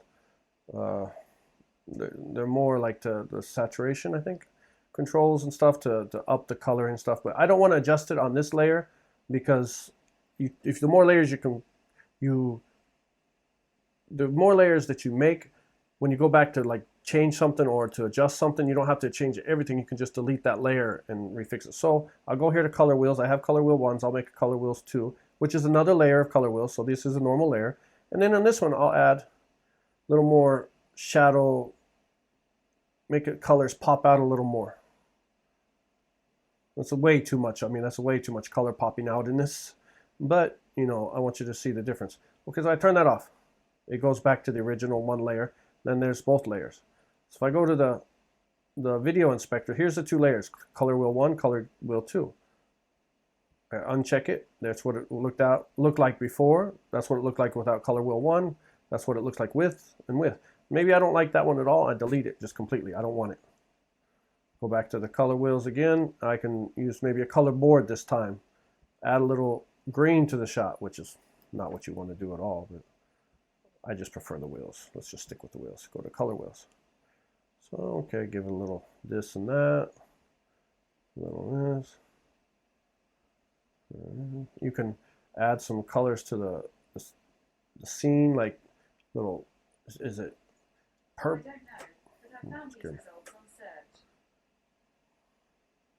So you can add like, you know, you can, it all depends on the scene and how you want it to look and what you want to add to it. And of course I don't like any of this. I'm just, you know, just kind of showing you up this one, make a little mid-tones. And if you add, like say you're adding some purple to the scene for whatever crazy reason, the more you go up here, the more purple you're going to add to the scene. You know, it kind of tells you everything you need to know. I'm going to add more green to the scene. If you double click here, it will go back and it will reset these markers. Yeah, it does it on those 2. So you can double click to reset everything. Or you just go up here and go to reset everything. So anyway, that's color correcting. I'm just going through the clip. I'm adding some colors here. I'm kind of making it look the way it should have looked when I took the shot. And then the next part will be color grading, which I really can't do, so I can't really tell you because I'm not that good at it. But I use, there's software for color grading. One is Cinema, what is it? Cinema Grade, I think it's called. Yeah, Cinema Grade is one that I use. I really like Cinema Grade. I think it was simple to use. It was very like touch here, tap here, adjust here. It was great. But the problem with it is every time they updated the software, I had to uninstall it and reinstall it to match the system, the computer. And that was annoying. So then, you know, I did a little research, and there's another one called Color Finale. I don't even know. It's not final. So Color Finale, I guess. And I downloaded the trial, the like 14-day trial, and I loved it. It's really fun to use. It's simple, so I started using that one. And okay, let's get rid of this color correction thing, this layer. So I just delete it, and I still have the normal thing. Now I can make another adjustment layer and bring my, you know, color grading software onto that adjustment layer or the clip. And I'm just going to do the clip this time, just so you can see that it's basically the exact same thing. So I've added color finale to the clip. So if I click on the clip and I go in here to this, you'll get the options. Now let's say white balance. For like I tip click on this little, what do you call it? What do you call that? I can't even think about it. Like the tool that lets you test colors or whatever. And if you go to white balance, you click on that and you go to anything white. Well, I gotta see. It's gotta, sometimes if there's done up here, it thinks you're trying to edit this too, so you gotta make sure that's all close. So that is pure whiteness. So if the red, green, and blue are all about the same level, that's in pure white, that's perfect. So if I click on that, it's gonna automatically adjust the auto white balance for that clip, which that's what it just did.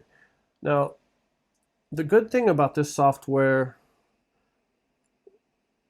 it's so simple, and like there's so many like just, and I'm going to show you in a second, like the edit layers section, it breaks down to all these different tools that you can use to try to color grade or just color correct as well. You don't have to use it for color grading. It depends on your skill level.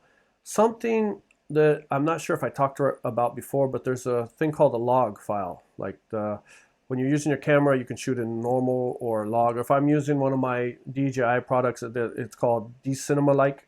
And what that file is it's taking the shot, that what you're shooting, and it's only using the bare minimal of colors that's necessary. Like it's keeping it kind of almost gray. Like you don't get all the colors because you're going to add those colors later. And when you use like a Canon camera or whatever, it'll say log files or shoot in log or whatever, and that's what it's asking you. It's only taking in the bare minimal of colors, like a little bit of green and a little bit of white and a little bit of gray, because it knows you're going to go back and actually pop those colors out. And it's easier if it's shot like that and you can adjust the individual colors as you like, rather than if it shoots in a normal footage and all the colors are popping already, and then you pick on this and it just brightens up everything.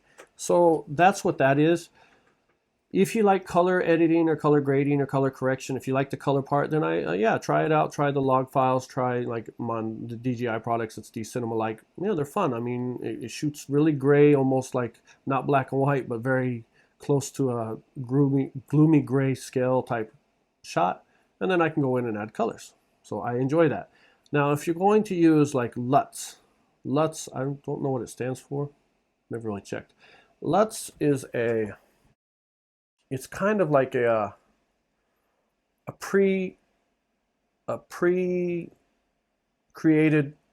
color grading format. Somebody's created this for you, like this color grading, black and white, or if it's too, and then you're just taking that and putting it over your clip, and it's adjusting the colors automatically. Sometimes they're fun to use, sometimes they're hard to adjust right. It's just like trial and error. Play with it, try it out. If you try something you like it. So for example, I'm going to cut this clip right here. So for this first couple seconds right here, I'm going to go down here to edit layers. Now I'm not here to talk about this software, so I'm not going to go too much into it. And I go to this file here, and it has LUTs. Excuse me. So these are LUTs that's been pre-created that I've installed in the computer that you can use. And you can,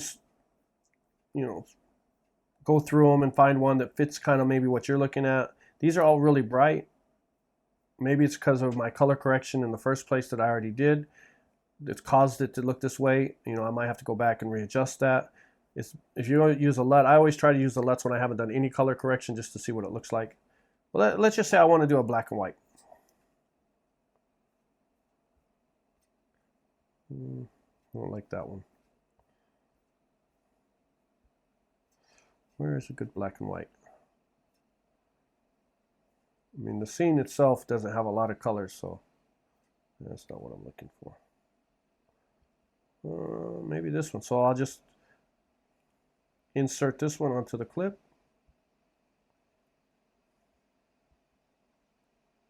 Oh, actually, did it onto the long part of the clip. Oops. Okay, anyway. So now the beginning is normal, and then it goes into the black and white, which I put the LUT over it. And if you see the popped up here, so let's say, okay, I add a transition. I'll do the chevron right there. So now it'll look like it's going from color to black and white, something like WandaVision maybe. Yeah. Whoops, it popped up. So it's still rendering, so it's going to take some time. Now, okay, that looks okay, we'll say for a second, but I want to make the border not feathered, but a solid color, solid black. And of course I don't want it that big. So I'm going to shrink the border down a little bit.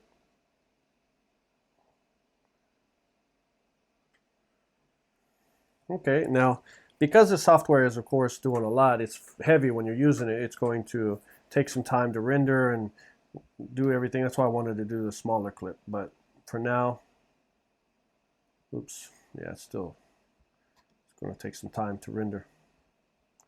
Let me Shift and Z so I can see the clip, and I'll just shorten this clip down so it's not so long.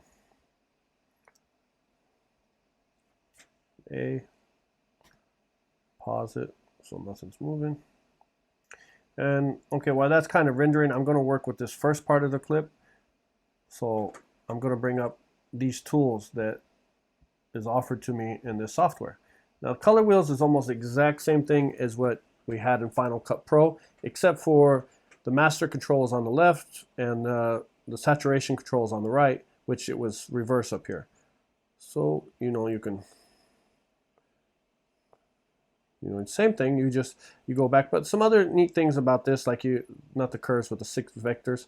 Red is usually your skin tone, so you can click on the red. So anything in the scene that's red, it's going to adjust. So you can lower the saturation or up, bring that red out a little more.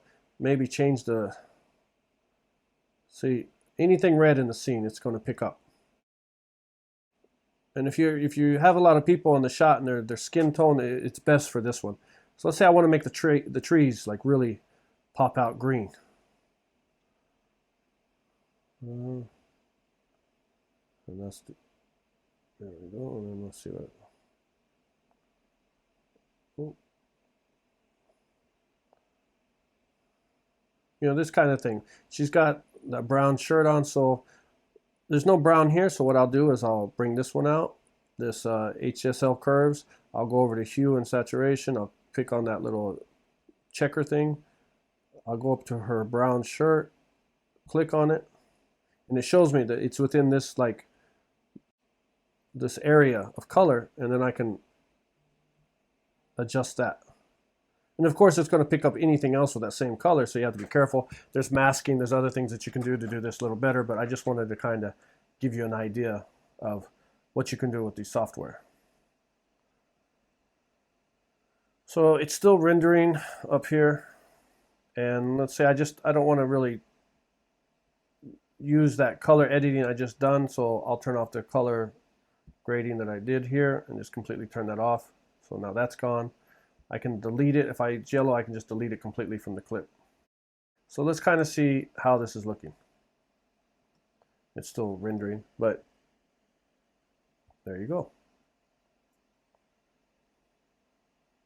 Now I could have done all this with the adjustment layer as well, but I prefer, for whatever reason on the clip when I'm doing these kind of things, because you want to, like, say you want to use a mask, or you want to pop the color of a specific thing, I kind of prefer to put it directly on the footage. The color, like the adjustment layer, I'll use for just color correction and stuff. All right, this is a long video. I want to wrap it up. I think I went over about everything. Well, before that. All right, so it's rendered. We're good. We can look at it, and that's what it looks like. Very simple edit. Nothing special. Nothing too crazy. I mean, there's so much more that you can do with this. There's so much more like customization things, like, editing tools you can use, adding this and that, bouncing balls, whatever. But I don't want to go into too much detail. I think I just wanted to go over the basics of how the software works. Now, let's say that this is what I want. This is what I've created. I'm going to post this on Facebook tomorrow or YouTube. So how you do that is either one, you can go up here to this little mark, click on that, and go down to master file. Click on that, and there you go. See, I forgot to do it, but this project is currently set to use proxy media. So if I was to go ahead and move forward with this, I would create this video only using the proxy footage. I don't want to do that because, like I told you, that's a mirror version of it. It's a very low quality version. Let's turn off this black and whiteness. I'll just turn off the final so it's just one clip. You get the line. Okay. Anyway, so what I want to do is I go up here to view. I go back to optimized original. So now I'm telling the computer to replace the proxy footage with optimized original footage. So now it's going to render. And if you notice right here, blurriness, and see how much more clean it is. I don't know if you can tell, but we'll let it render first, and then you'll see the difference. So but that thing pops up, don't move forward, because you're just gonna create a video with very low quality, like a thin copy of what your original footage was, which makes no purpose to shoot in anything if you're just going to use a proxy. So okay, now it's done rendering, and if you click here, you can see the full screen, and then that's the footage. So that's the original footage.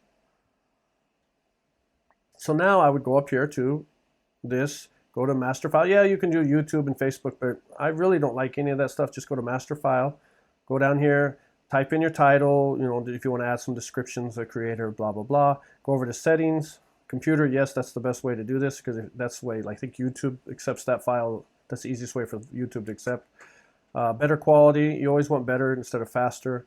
The site, you can always shrink it down if you want, but you know, that's pretty good. And then roles, if you had any other, like if you added subtitles while you're doing it, which is a whole nother story, then you can. Then you just hit next, and then you save it to whatever file you want to save to, and then we'll go ahead and do it.